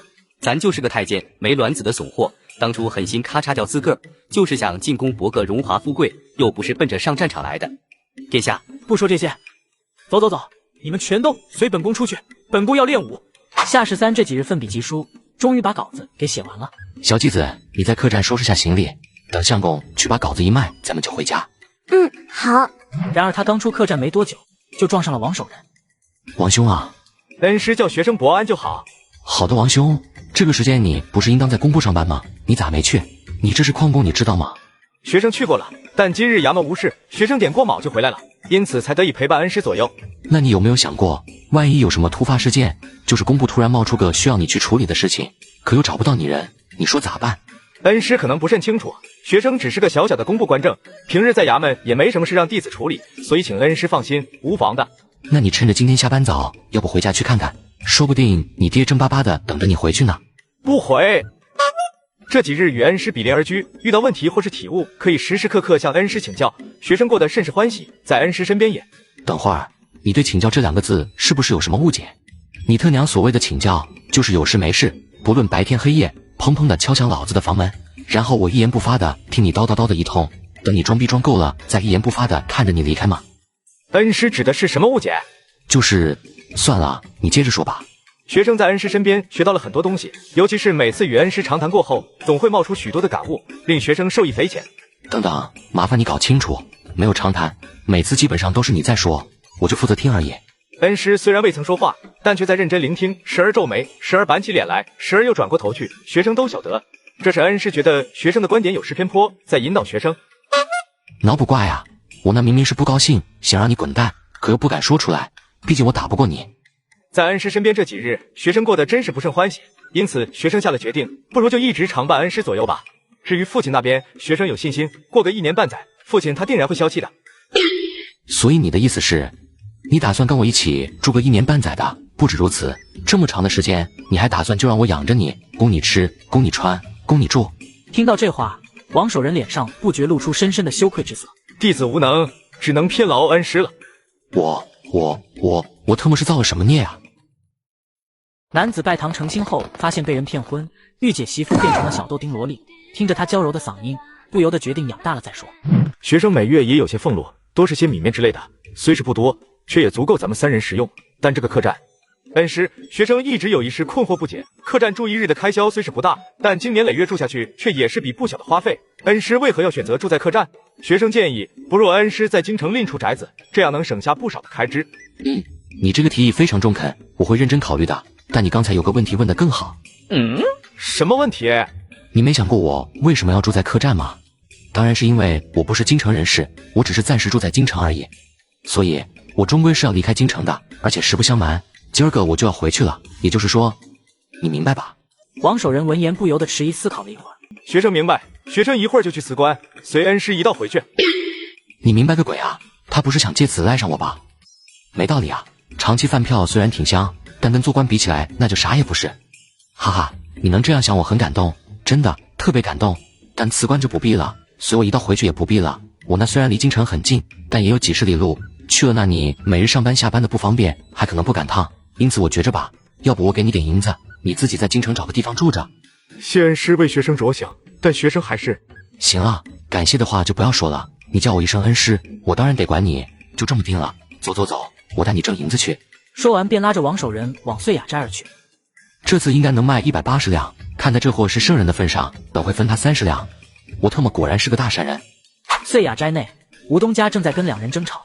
哎呀，二位莫要打听了，我实在是不知，若要买书，请去架子上自取，而后来此结账；若不买书，就请去他处，莫要扰着本店的其他客人。那两人也有些不耐烦了，互相对视一眼，一人把手伸进了怀里。掌柜的，我这里有一样东西，你可否要瞧瞧？瞧了之后，说不定你就知道了呢。难道你还想掏刀子威胁我不成？说了不知还纠缠不休，信不信我前去报官？放心，我掏的不是刀子，若掌柜的看了还想要报官，那尽管去报好了。正在此时，夏13带着王守仁进了书斋，那人掏出来一块腰牌，没来得及递过去，吴东家就迎上了夏13。公子终于来了，可让我好等啊！不知这次带来的射雕后续可有那决裂的部分？有，我都写到大结局了。听到射雕2字，那两人眼睛都亮了，随即悄然出了书斋。竟是写到结局了，太好了！公子是不知道，现在问我要后续的客人是越来越多了。就刚刚我还遇到2个向我打听写这书的是谁，我都说了不知，还一直纠缠不清。那2个人呢？刚才走了。走就走吧，左右不过2个恶客。公子，还有这位，我乃恩师弟子。哦，2位里面请。等夏13美滋滋地揣着银子出来，跟在他身旁的王守仁却是一脸若有所思的样子。恩师，弟子有个疑惑。什么？看在今天赚了银子的份上，夏13第一次开口问他疑惑。为何写画本竟这般赚钱？你也想写？弟子确实有此想法。一本书稿居然卖到了180两银子，若放在以前，王守仁虽然震惊，但也不会心动。可今世不同往日，他如今吃住全仰仗恩师，这才萌生了此念头。你怎么会有这种想法？学生想以此赚钱。哦，那你可想错了，写画本一点都不赚钱。你觉得赚钱，其实那都是你的错觉。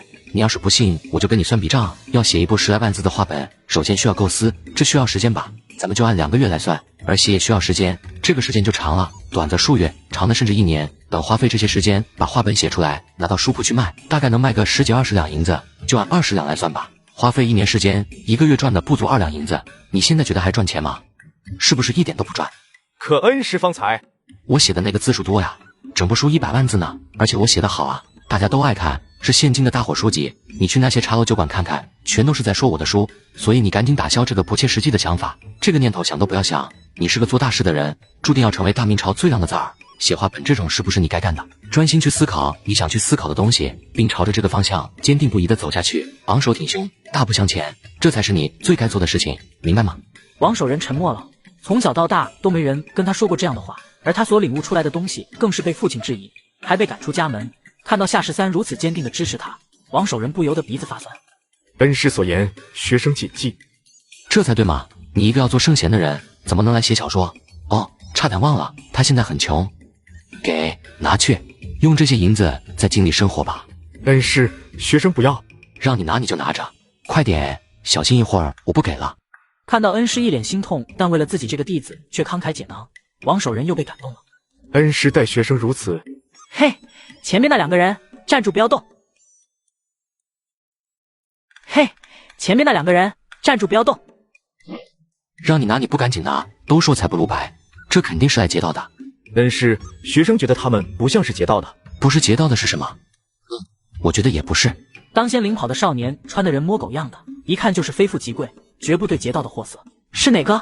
是这个。不是，你们谁啊？我问你，《射雕英雄传》是不是你写的？是啊。师傅在上，请受徒儿一拜。夏13下意识地看了看身边的王守仁。为什么我又被拜师了？难道我真有那种为人师表的气质？不过这个少年给的姿态倒是比王守仁足。王守仁这货连桂圆腊肉这种不值钱的束修都没准备，而这个少年一看就特别认真，要是被他拜师，拜师礼应该不会少吧。夏13一瞬间就决定要收下这个徒弟，不是为了拜师礼，而是被他脸上的热诚给打动。你拜我为师是想跟我学什么？我要学降龙18掌。那个，我再确认一次，你刚才说的是降龙18掌，对吧？对。说起来，这个年纪的孩子的确都有点中二。我那时候还觉得世界上真的有奥特曼呢。你能来拜师，我很高兴，但你要学的东西让我很难办，所以告辞。王兄，我们走吧。恩师叫学生伯安便是。好的，王兄。见到两人要走，朱厚照顿时不乐意了，快步跑过去拦住他的去路，不准走！不是我不想教你降龙十八掌，问题是我不会，所以没法教你，明白吧？你若是不会，那你画本里的降龙十八掌是怎么写出来的？我看你就是不想收我当徒弟。那是我胡编乱造写出来的。是啊，公子，这人一瞧就是个书生，他肯定是不会那些个武功的。你懂个屁！那黄药师也是个书生样子，但却是五绝之一。而且刚才那个30多岁的人可是喊他恩师的，这说明他肯定很厉害，说不定他岁数都已经很大了，只是内力高深，已经练到了返老还童的境界。本少爷晓得，你收徒的条件定然很苛刻，资质悟性缺一不可，那前辈就看好了。说完便举拳冲来，王守仁反应迅速，一脚便踹到了他的胸口。殿下，您没事吧？恩师快走，学生挡着他们。这家伙果然是个练家子啊，我平日里应该没惹过他吧？算了，以后我还是顺着他点吧。空手夺白刃，果然是高手。那个谁，快滚回来！那个不配拥有姓名的锦衣卫默默地退了回去。这位师兄好腿法，出脚竟是这般的迅捷，想必你学的便是那狂风扫叶腿吧？方才是我大意，不算，咱们重新来过。不用理他，把刀还给那个护卫，咱们走吧。师傅，你就收下我吧。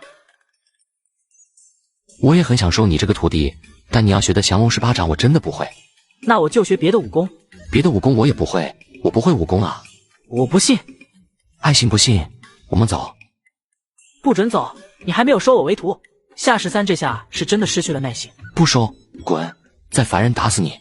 朱厚照呆住了，从没人跟他这么讲话，气势登时弱了3分，静静目送着2个高大的背影在视线中消失不见。这便是狮吼功了吧？不愧是神功，竟将本宫也给镇住了。本宫一定要拜你为师。你去找几个探子跟着他们，本宫要知道高人住在何处，叫什么名字。卑职这就去办。殿下，刚刚那人可是狗胆包天辱骂您呐，还有那个岁数大的。你懂个什么？这才是真正的高人。我问你，这世上可有人敢骂本宫，敢打本宫？除了皇爷便没有了。对啊，别人都不敢干的事，他们却敢，这不是高人是什么？殿下，那等找到他们的居所之后，不若让锦衣卫直接亮明身份，好好吓唬吓唬他们，也算是帮殿下出口恶气。届时再由锦衣卫之口说出您的身份，由不得他们不就范，那人肯定诚惶诚恐的过来教你武功。你以为高人是像你这样胆小的货色？到时候说出了本宫的身份，那就是以势压人，只会弄巧成拙。想象这种高人拜师是需要诚意的，懂吗？是，奴婢说错了话，请殿下饶恕。罢了，你个太监懂个什么？我们回宫。尽管知道自己的小媳妇整日抠抠搜搜的，但夏13也希望她偶尔能大方一把。咱们现在有银子，又不是坐不起马车，何必要走几十里路回去？好了，你不要再犟了，何况王兄还在跟前呢，你想让他看笑话吗？恩师叫学生伯安便是。好的，伯安。王守仁闻言愣住了。恩师叫学生什么？伯安。话一出口，王守仁的眼里竟沁出点点泪花。你瞧见没有？就是因为你舍不得花银子，非让夫君跟着你走回去，把伯安都气哭了。啊，夫君，可我觉得他不是因为这个哭的。不是因为这个，还能是什么？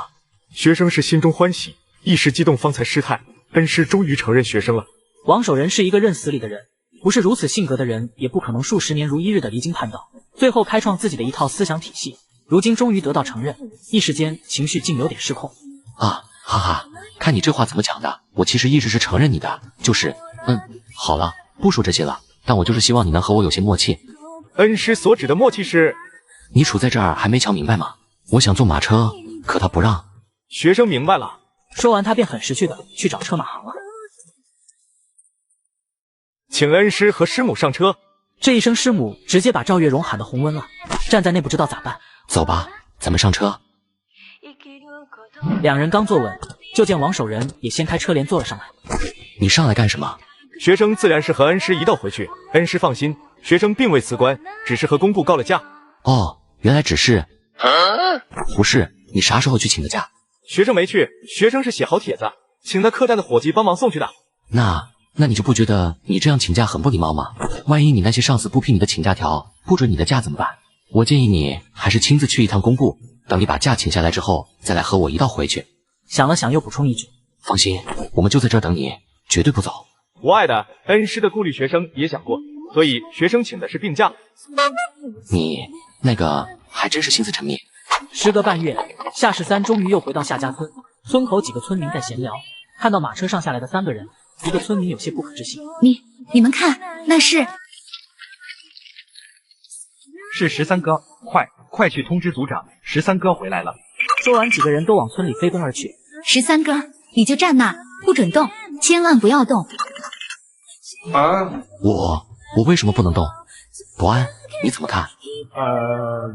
学生觉得恩师的香菱很特别。那咱们就站在这儿别动吧。学生听恩师的。小继子，你觉得呢？我听夫君的。好的吧。三人便在村口站住。不多会儿，族长就带着一群人出来。叔公，不用说，什么都不用说，回来就好，回来就好啊。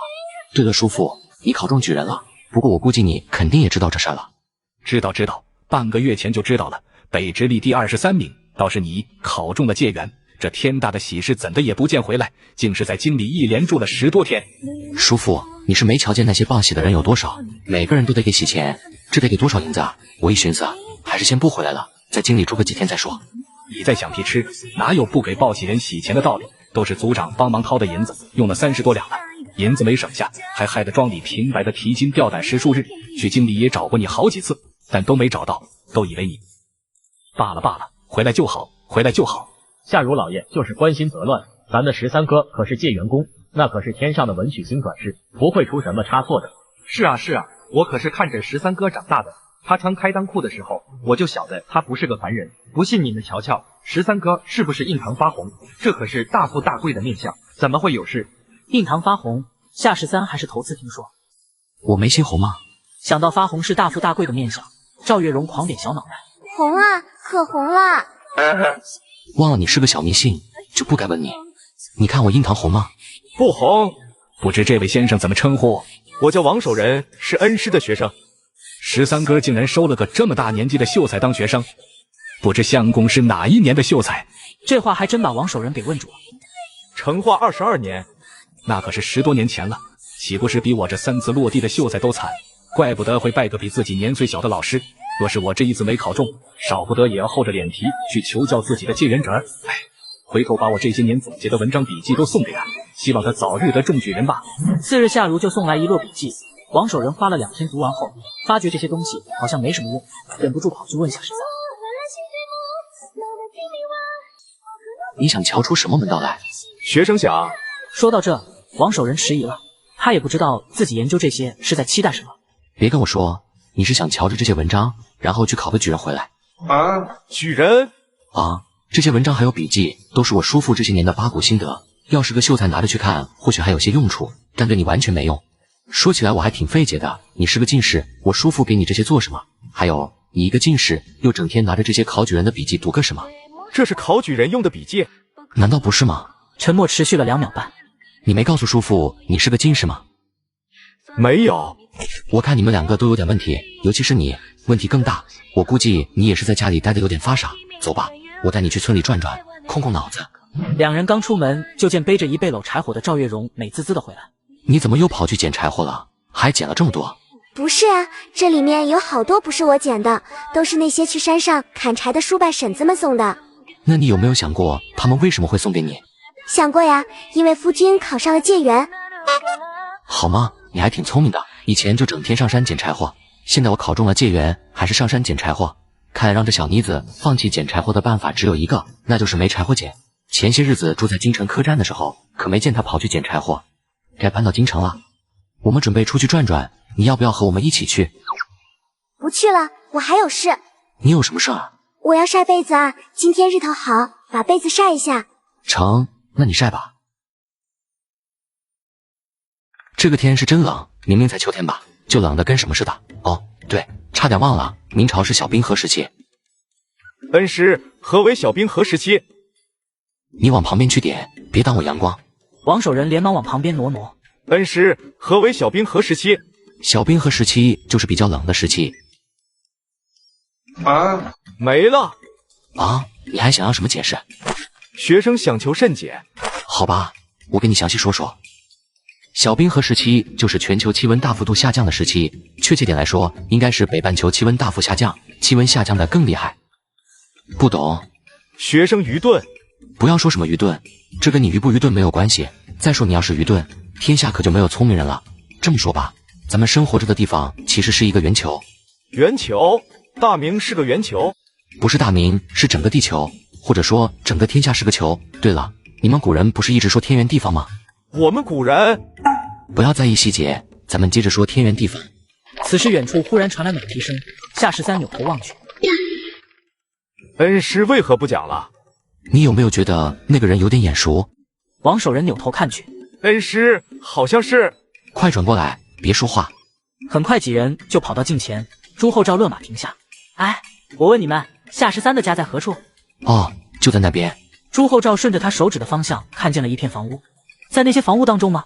对对对。好，多谢。你们两个为什么要一直背对着我们？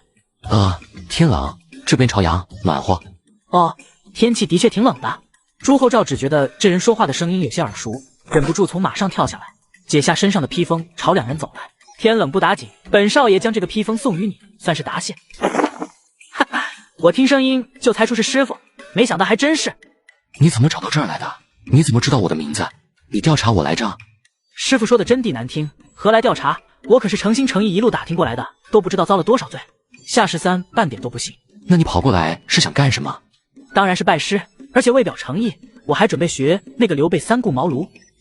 我很欣赏你这个想法。那我先去找个茅庐待着，到时候你记得来雇我哈。说完他就溜溜达达的离去。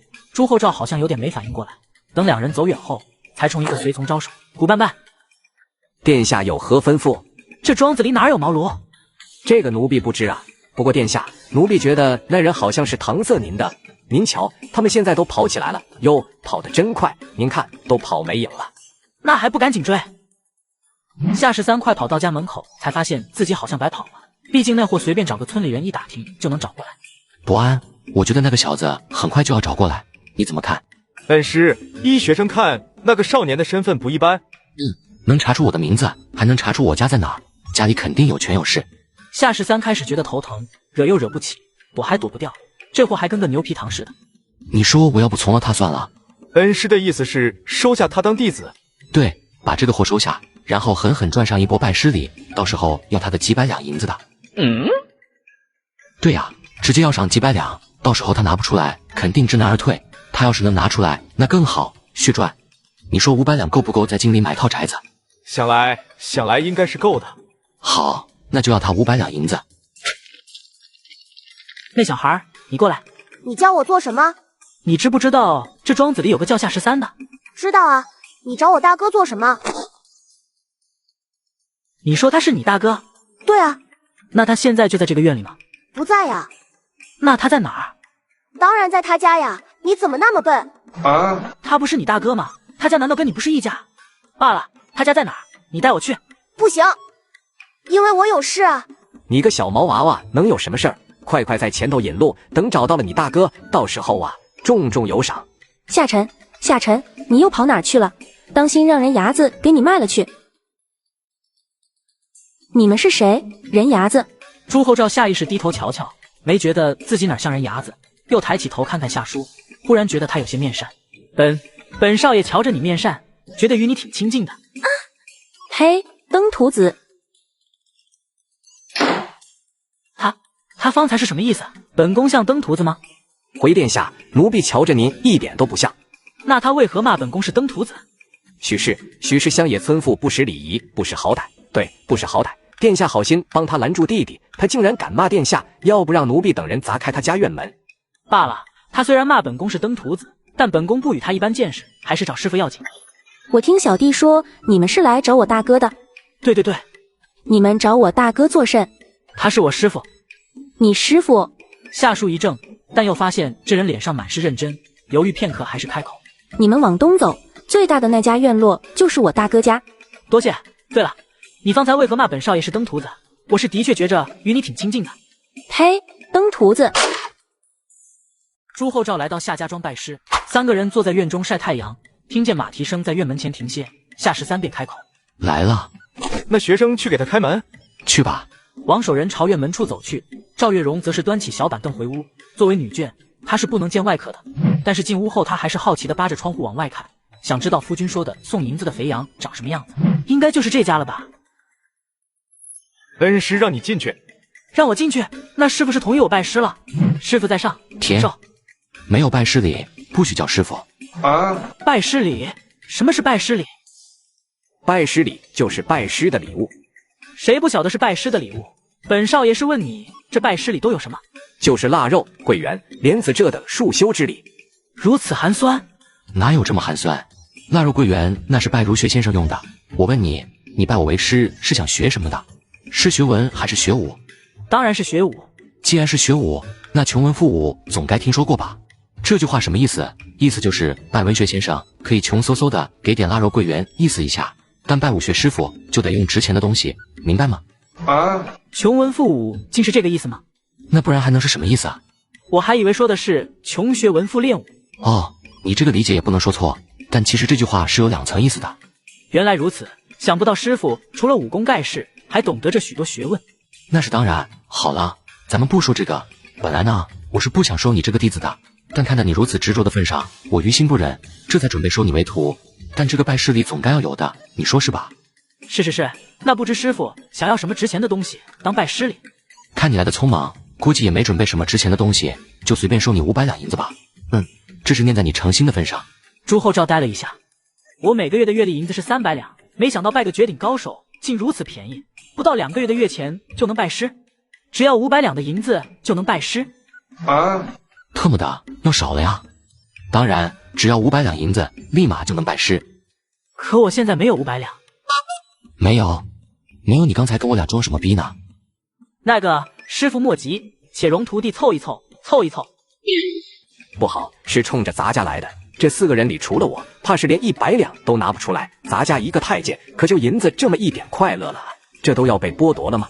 在古大用身上报够了金币后，朱厚照美滋滋的把钱递过去。师傅，你数数够不够？我觉得应当有个400-500两的。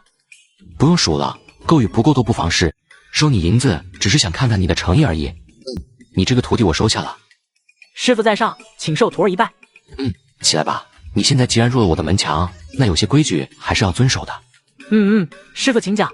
总共3条规矩，这第一就是要尊师重道，师傅说什么便是什么，不能质疑，不能反驳，有什么好事也一定要想着师傅。第二，对待你的师兄也要尊敬，不然惹恼了他，他要是揍你，为师可不会帮着阻拦。见过师兄。王守仁点点头，算是招呼。师傅，第3条是什么？第3条就是不许对着师傅嬉皮笑脸，懂吗？朱厚照老老实实的收敛笑容。知道了。3条规矩要牢牢记在心里。对了，你还有个师娘，也该让你见上一见，让你这些随从们都出去吧。把3人赶到门外，夏13才喊道：“小继子，快出来！”来啦！朱厚照还在幻想师娘是不是也是个武林高手，结果出来的却是个怯生生的小姑娘，感觉有点失望。但看清楚长相后，忍不住又多瞅了2眼。怪哉，怎么今天遇到的人都让自己觉得亲切，连这个师娘也是如此。师娘，你瞧着我亲切不？夫君，我觉得这个人是个登徒子。他可能是想和你拉关系，甭理他。再给你加1条，以后也不许对着你师娘嬉皮笑脸。是，徒儿知道了。对了，一直还没问你叫个什么名字。朱厚照想了想才回道：“我姓朱，单名一个寿字。”那就是朱寿是吧？挺好，朱寿，这名起的吉利，还是个国姓。你说你叫什么？我叫朱寿。哦，挺好，真的挺好。那个朱寿啊，旁边有板凳，快坐，别站着，咱们坐下说话。谢师傅。别客气，自家人客气什么？待落座后，夏13还是忍不住开口：“为师想要再确认一下，你确定你真的叫朱寿？难道师傅知道我这是个假名字？那个，其实也不是很确定。”完了，早猜到这货家里有权有势，可是能想到竟然这么的有权有势。但凡对那位正德皇帝有一丁点了解，都知道这货有个别名朱寿，再加上这年龄气度，还有那股中二的劲儿，跟史书上的描述一毛一样啊！不行，不能戳破他的身份，而且必须得想个法子让他滚蛋。这位爷可是来学武功的，我会个屁的功夫！要是最后被这位太子殿下发现啥也没学会，我焉能有活路？朱寿啊，你既然拜我为师，为师倒是要问一下你的喜好，这样才好因材施教。我问你，你平日最喜欢做什么？枪棒拳脚、行军布阵、骑马射箭，我都喜欢。那你最讨厌什么？最讨厌读书写字。好，为师就教你读书写字。不成，我是来学武功的。本派门规第1条，不许反驳师傅，不许质疑师傅，你忘了吗？可我是来学武的，我还给了银子。对，我是给了银子的，穷文富武，给银子是学武，给腊肉才是学文。也罢，既然你违反了本派的门规，那我也不能再收你为徒了。这些银子还给你，拿上这些银子，就此别过，慢走不送。朱厚照没有接银子，反而神色变得灰败起来。好不容易拜了师，竟然还要学什么狗屁的读书写字！该死的，竟敢戏弄本宫！不对，这应该是师傅的考验。是了，学武功哪有那么容易？肯定要经历重重考验的。读书写字应该是练心，也是在提升底蕴，不然连武功秘籍都看不懂，又何谈学武？师傅，弟子跟你学读书写字。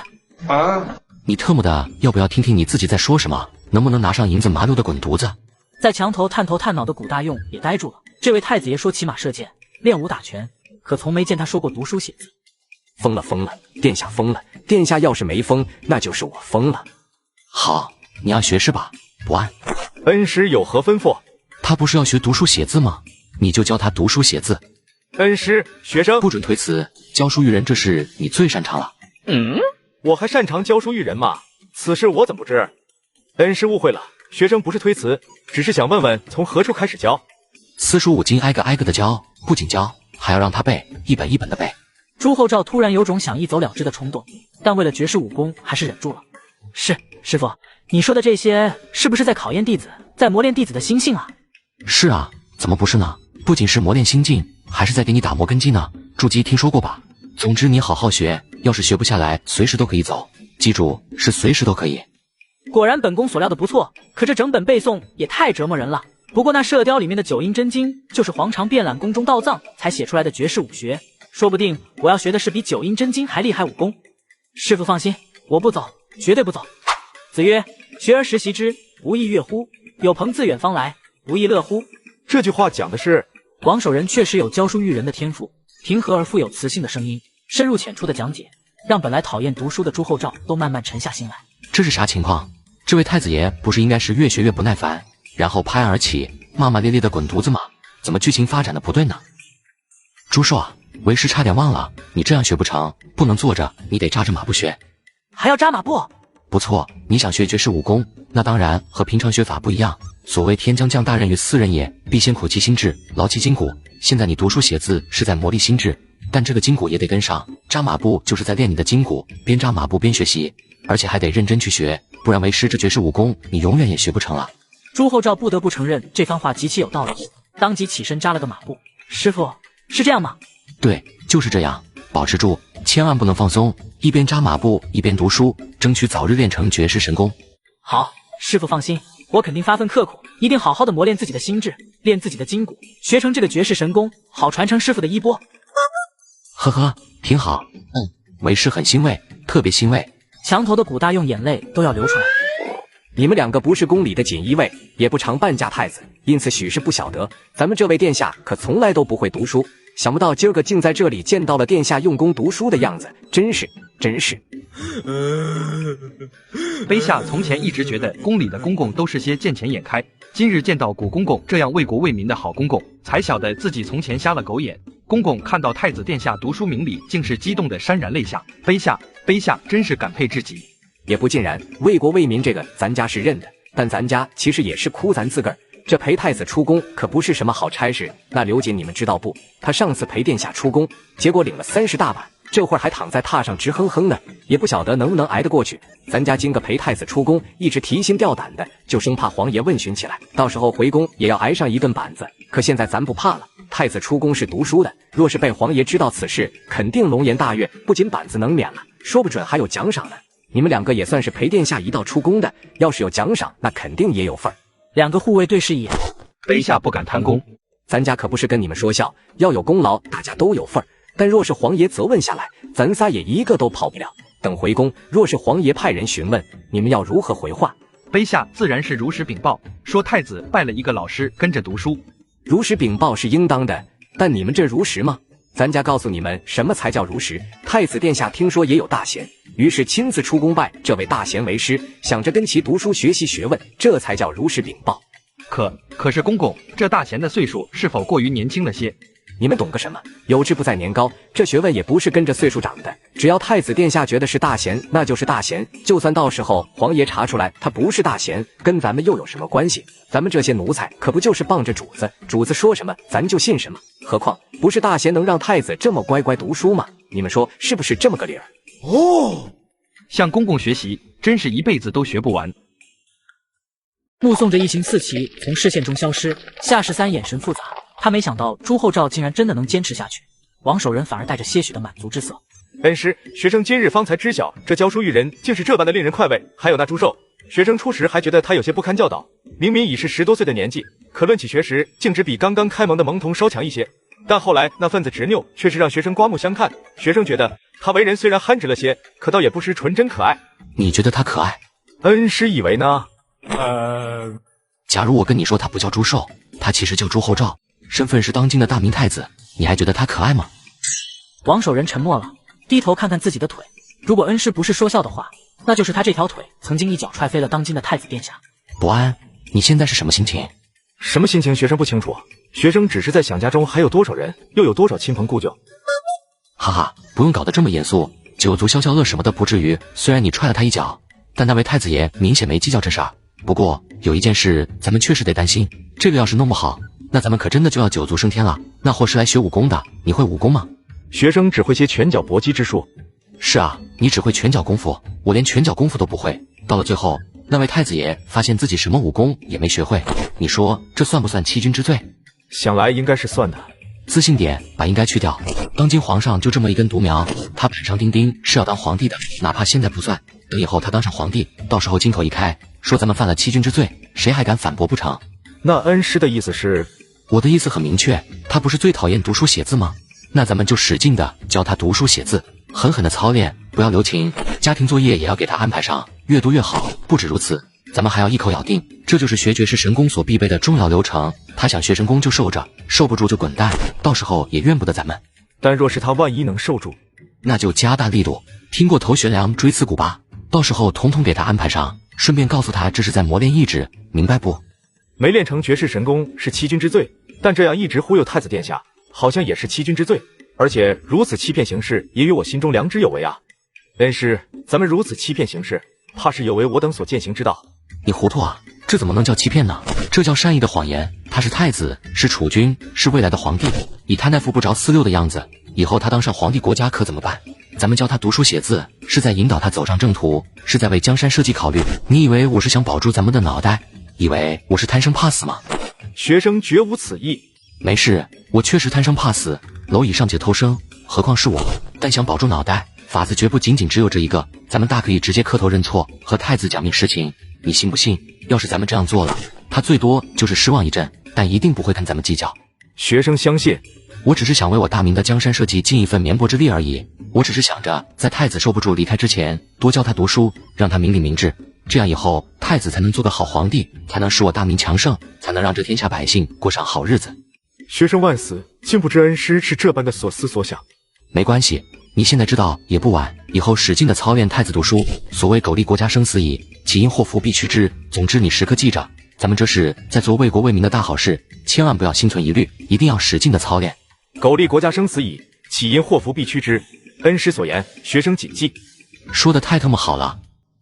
或许我本质上就是这种心存国家大义之人，只是一直不自知而已。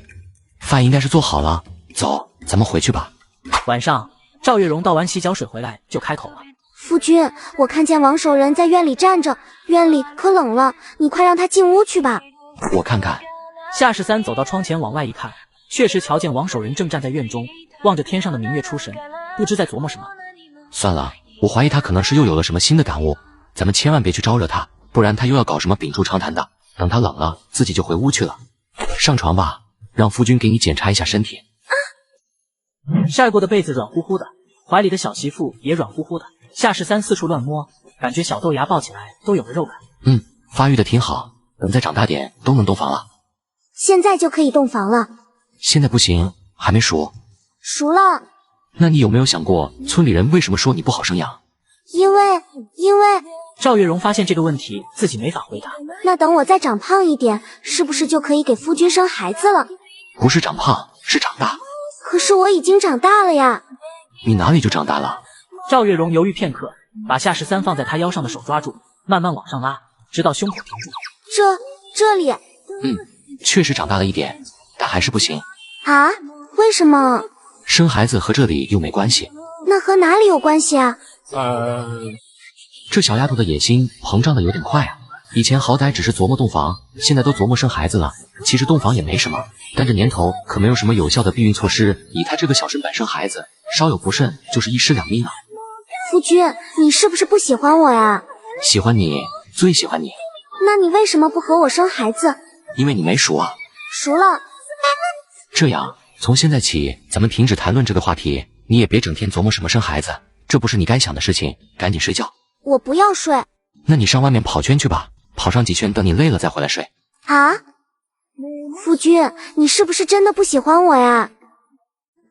夫君，你是不是真的不喜欢我呀？夏13没回他，直接凑上亲了过去。小丫头晕乎乎的就丢掉了初吻，直到呼吸都快窒息，还轻轻的推搡起夏13。现在知道夫君喜欢你了吧？夫君，我要睡觉了。终于知道睡觉了。原来这就是喜欢的感觉吗？所谓存乎一心之道，就像今日这般，是非之道不在于事，即在于理，还需反思探求无心之心性良知。是了，当要心外无理，还要心外无物。不错不错。恩师怎么这么早就睡了？罢了罢了，明日再与恩师长谈吧。朱寿啊，昨天扎着马步读书的感觉怎么样？累不累？刚开始还行，后来就……你只需要回答累还是不累就行。哦，挺累的。好，很好。但为师要告诉你，往后的日子只会更加的苦累，绝对比你想象中的还要累个100倍、1000倍。你要是感觉受不了，现在就可以离开，我百宴喜欢送。师傅放心，只要能学武功，无论多苦多累我都不会走。呵呵，不过是持久战而已。而且渣男脱裤子之前说的话比他还好听，关键还是要看提上裤子后的反应。等见识到了我给他准备的家庭作业，就不信这小子能扛得住。伯安，给他上课吧。恩师，今日是否还是让师弟朱寿扎着马步读书？当然，这个是一定要的，但还得提高点难度。找2个水桶让他提着，2只手提着水桶，再扎着马步读书。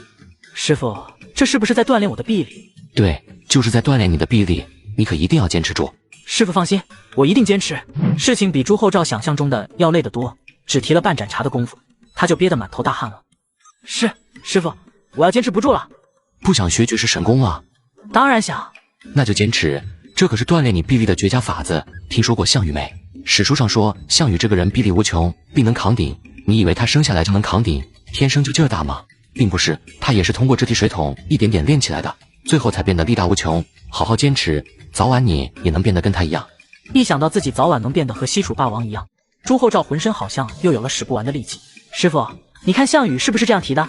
对，就是这样提的。加油，继续读书。是。墙头的古大用瞧着极心疼，又有点狐疑。张百户，这样真的能练臂力吗？应该是能的，卑下以前也这样练过，只不过用的是石锁，没用过水桶。哦，那项羽当年也是提着水桶练臂力的。这个卑下书读得少，委实不清楚。不过要是这样提着不动弹，胳膊会又酸又累，卑下觉得根本没人能坚持得住。那殿下是如何坚持的？这个卑下也不清楚。吃午饭的时候，夏13忽然想到了什么。对了，一会儿你记得把餐费交了。餐费就是吃饭的钱。你在我这儿学神功，我给你管饭，你还吃得这么欢实。哦，还有你那几个随从，他们也一个赛一个的吃得多，凭啥我不能收钱？能收。师傅，这餐费要交多少啊？我是饮食高人，绝非贪财之辈。这个餐费就随便意思一下，随便给个100两就行，每个月100两，不过分吧？不过分。师傅放心，我一会儿就把银子交了。可惜了，早知道应该要200两的。皇帝最近的心情并不太好，前几日朱厚照连夜读话本被他发现，还嚷嚷着什么中原五绝，把他气得够呛，不但让太子罚跪，还把陪着太子出宫的太监给打了一顿板子。小板板，太子近来如何呀？那个回皇爷，奴婢听说今儿个一大清早，太子就去向太皇太后他老人家请安了，又比从前懂事了许多。百善孝为先，此乃大节，不错。除此之外，太子近来还做了什么？这个奴婢听说太子殿下一连2日都出宫去了，好像还在宫外认了个师傅。混账！朕为他点选了那么多翰林，哪个不是饱读诗书？何必跑到宫外拜师？他今日可曾出宫？太子殿下，不是老奴不给您打掩护，实在是皇爷询问，不敢隐瞒啊。出了，殿下向太皇太后问安之后就出宫去了。不过这个时辰，想来太子已是回宫了。朱佑堂出乎意料的没有发火，反而沉默了一会儿。寻常百姓家中都是如何教子的？那个回禀皇爷，寻常百姓教子也是不尽相同，但基本上俱是以说教为主。民间可否有棍棒下面出孝子这句话？有的。去东宫，去给朕找一根棍子来，要粗些的。啊！东宫，朱厚照握笔的手微微颤抖，想着师傅布置的家庭作业，眼睛里差点溢出泪水。回去把今天学习的那篇《论语》抄写10遍，这叫温故；把明天要学习的那篇抄写10遍，这叫知新，加起来20遍。明天来的时候把作业带上，要是没写或是没写完，那你也不用来了。记住，是以后都不用来，也别想着让别人代抄，我认得你的字迹。奶奶的，20遍啊20遍，这让本宫怎么抄？本宫不抄了，说什么也不抄了，爱怎样便怎样吧。殿下，奴婢这有个好法子，能让殿下不用怎么抄书，明个还能交上这个家庭作业。还不赶紧说来？不是不用抄，是不用怎么抄。这个法子就是奴婢们帮殿下抄。去你的！这算什么好法子？你没听师傅说吗？他认得本宫的字迹。所以奴婢说的是不用怎么抄，而不是不用抄。奴婢的想法是，殿下您先受累抄上一遍，然后再找人模仿您的字迹抄上剩下的。想来那下师傅也看不出来。真看不出来？殿下放心，绝对看不出来。好，本宫就写几个字，你们便照着那些字迹抄去吧。等抄完了，本宫算你头功。殿下，几个字怕是不行，奴婢觉得殿下还是把那2篇作业先齐齐抄上一遍，这样奴婢们拿着抄也稳妥一些。朱厚照琢磨一下，好像是这个道理。20遍变成2遍，虽然极不想抄书，但已经不那么抗拒了。好，本宫先抄1遍，然后你们再抄。殿下受累了，到时候可以先给刘瑾送过去，让他多抄几遍，反正他挨了板子，整日趴在床上也无事，正好为殿下效力。皇帝一路走过来，不停地在心里劝解自己，万万不可心软，罐子犹如沙子。然而进了东宫，却是呆住了。这逆子，不，朕的皇儿在做什么？父皇。朱厚照目光下移，落在父皇手里的棒子上。父皇，儿臣错了。朱佑堂却不理他，直接拿起了朱厚照写的那张纸。子曰：为政以德，譬如北辰，居其所而众星共之。上面的字迹跟狗爬一样，朱佑骋念着念着，眼眶就湿润了。朕的皇儿这次是真懂事了呀，竟然真的在读书写字，而且是正儿八经执政的学问。皇儿，你刚才喊了句什么？父皇，你是来打孩的吗？父皇打你作甚？父皇高兴还来不及呢。皇儿今日为何这般懂事，竟抄录起这《论语》中的为政之学？这是师傅给孩儿布置的家庭作业。他说的师傅估计就是在宫外认的那个吧。那么多的大儒师傅教导，也不曾将皇儿引向正途，而他竟然能让皇儿乖乖的读书写字，也不知是如何做到的。能否与父皇说说你那个师傅？父皇，孩儿拜的这个师傅可是个隐士高人，身负绝世神功。孩儿上次跟您说的那个中原五绝您还记得吧？他就是王重阳那般的人物，武功天下第一。父皇您就等着吧，待儿臣神功大成，届时一定领兵征战打打，一学我大明当年土木堡之耻。朱厚照说的兴高采烈，朱佑成眉头却皱了起来。胡闹！皇帝者成天下之所望，太子者为天下之计君。既是为人君者，应则贤去佞，起于政务，而不是领兵征伐，去做那将帅之事。可先祖太宗皇帝，太宗皇帝以马上得天下，可在马上如何能治天下？你贪玩任性，朕都能容忍，但领兵征伐这等荒唐胡闹之事，绝不可再提，也断然不可再想。朱厚照有些沮丧和失落，他忽然发现父皇的想法竟与他大相径庭。父皇，难道你就不以土木堡为耻吗？先祖丢下的耻辱，自然需要我等后世子孙洗刷，何须假借他人之手？还有你那师傅，这世上哪有什么绝世神功？朕的皇儿怕是让人骗了。往后有的。有什么？绝世神功是有的，而且儿臣已经开始学了。那好，你且与父皇说说你是如何学这神功的。师傅先是让儿臣读书，说是要将4书5经全部学习一遍，还要挨个背下来，说这是在磨练心境。师傅还说天将降大任于斯人也。朱厚照半点不含糊，将自己练神功的过程一五一十全说了。朱佑成听完沉默了许久。这绝世神功无二，切记要好生学习。父皇盼着你神功大成的那一天。父皇相信绝世神功的存在了？父皇自然是信的，这家庭作业想必也与那绝世神功有关，皇儿要好生抄写，万不可懈怠。朕还有些政务需要处理，就不打扰乌儿练神功了，先回去了。说完，朱佑成匆匆的往外走，他感觉自己随时都有笑出声的可能，得赶紧撤。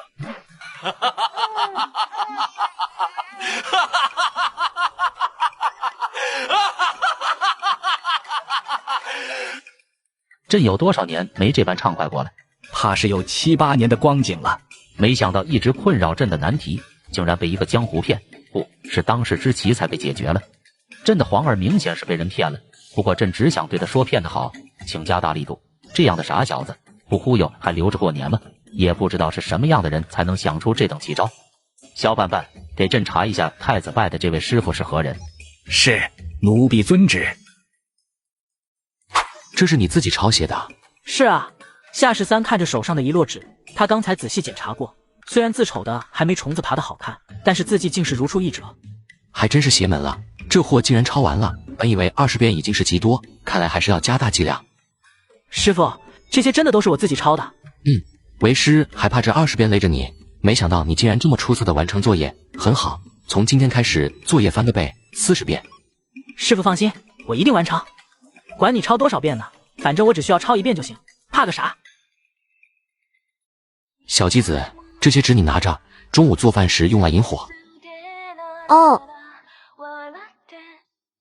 伯安，开始上课，还照昨天的上法，让他提水桶、扎马步。安排妥当后，夏世三转身就往椅子上一躺，开始晒太阳。师傅，能不能等会儿再上课？我有个事儿想问一下。什么事儿？我有一件很想去做的事情，可是我爹不同意。师傅，如果是你的话，你会怎么办？夏世三眼睛一亮。你说的这事儿是不是来练绝世神功？我觉得你应该听你爹的。不是这个。哦，那是什么？是当将军打仗，这个事情我爹不同意。所以呢？所以什么？所以你准备打消这个念头吗？当然不会，这是我从小到大的志向，我绝不会放弃。那你跟我说个锤子，去上课去。哦，师傅这是什么意思？是在劝我不要放弃吗？我跟你浪费个屁的口水啊！你爹同不同意对你有影响吗？史书上记载的清清楚楚，你可是真的御驾亲征过的，好像还赢了，让边关老实了10几年。不过可惜的是，这家伙没儿子。据说这家伙挺好色的，肯定是年轻的时候坏了身子，得防一手。小继子，到夫君这儿来。夫君有事吗？离近点。这样行吗？再近点，或者你直接把脸贴过来。做什么？夫君要跟你说悄悄话，不好让他们听见。赵月荣这才明白误会了，又往前挪了挪。以后记得离那个猪兽远一点，知道吗？为什么呀？因为他是个登徒子。啊，夫君，我一定离他远远的。夫君问你啊，你想不想搬到京城去？夫君想吗？挺想的，你想不想？夫君想我就想。那咱们就在京城买套院子，然后搬进去当京城人士，你觉得怎么样？赵月荣迟疑着点点脑袋。可是我听说住在京里的开销很大的，什么都要靠买的，就连柴火也是。屁的柴火，到京城我就再雇几个下人，让你连家务活都干不成。师傅想搬到京城去住？没错，确实有这个打算。为师看你跟班挺多的，所以就想找你帮忙打听一下，看京城哪有院落要卖，找个条件差不多的，价格便宜的，朝向好的。夏世三巴拉巴拉一大堆要求，朱厚照满口答应。师傅放心，我肯定给你在京里找个好宅子。好徒儿，快吃饭，多吃点。晚上，赵月荣坐在桌前发呆，想什么？夫君回来了，你们聊完了吗？也不知道那家伙哪来那么多感悟。走吧，咱们上床睡觉，你快点脱，夫君等你暖被窝呢。小萝莉刚进被窝，夏世三就把她热乎乎的小身子捞到了怀里。夫君，我们真的要搬到京城去吗？你不想搬？原因呢？小丫头犹豫了半天才开口。我到现在都没有赚到银子。赚什么银子？就是聘礼啊！我以前说要把聘礼还给夫君的，可这么久我都没有赚到银子。这跟搬家有什么关系？本来我想还夫君聘礼钱的，可是这些日子都是夫君一直在赚银子，我连1文钱都没有赚到。我看别的人家都是娘子赚银钱供夫君读书，可我们家不是这样，夫君不仅要读书，就连家里的银钱也要靠夫君去赚。夫君，你说我是不是很没用啊？我赚不到银子，不能供夫君读书，只能每天去捡柴火。但是等搬去京城以后，连柴火都没法捡了，那就更没用了。所以你觉得你能捡柴火就有用了？还是没用，但我只能做这个。夫君不是嘲讽你的意思，我的意思是你捡不捡柴火都，反正就是你其实很有用，也很能干。你看家里的活儿都是你干的。再说赚银子这件事跟你也没有关系，这世上的事情是存在分工的，男主外女主内。这句话听过没？没有。那你现在就听过了。这句话的意思就是外面的事情男人来做，家里的事情女人来做，而赚银子就属于是外面的事情，所以按理本该就是我要做的，跟你没有关系，明白吧？哦。还有你刚才说的聘礼，我当初根本就没说要让你还，更何况聘礼已经退回来了，这是我记得和你说过的。可是我后来听叔娘说，聘礼其实只退回来了5两银子。叔娘就是夏叔，两人年纪相仿，赵月荣跟这位小姑子关系处得不错。确实只退了这些，但是娶我的小继子也是需要聘礼的呀，你说对不对？我的小继子，这句话一下把赵月荣的脑袋击晕了，又是羞涩又是开心的点点头。夏13忍不住就在他的小脸蛋上亲了一口。你看这样亲一下你脸都红了，那一会儿亲嘴怎么办？夫君又要喜欢我了吗？对呀，你想吗？我不等他回答，夏13就凑了上去，直到小丫头无法呼吸开始推搡的时候，他才恋恋不舍地松口。小继子快快长大，然后让夫君把你吃掉好不好？嗯，真乖，我们睡觉。片刻后，赵月荣又睁开眼睛。夫君，我觉得有个东西硌着不舒服。夏13默默往后撤了撤身子。现在呢？现在好了。那睡觉吧。哦。那个，你知道那个东西是什么吧？是什么？你不是知道洞房是做什么吗？我知道啊。你知道个屁！你要是知道，怎么可能不知道那个东西是什么？这样，你能不能和我说说，你理解的洞房是什么样的？就是脱光衣服睡在一起，然后垫个白帕子。再然后呢？没了呀。夏13沉默了。夫君，是不是我说的不对啊？其实我也觉得不对，天热的时候还可以，但冬天脱光衣服睡觉多冷啊。天再冷也是要脱的，而且不仅要脱衣服，还要什么？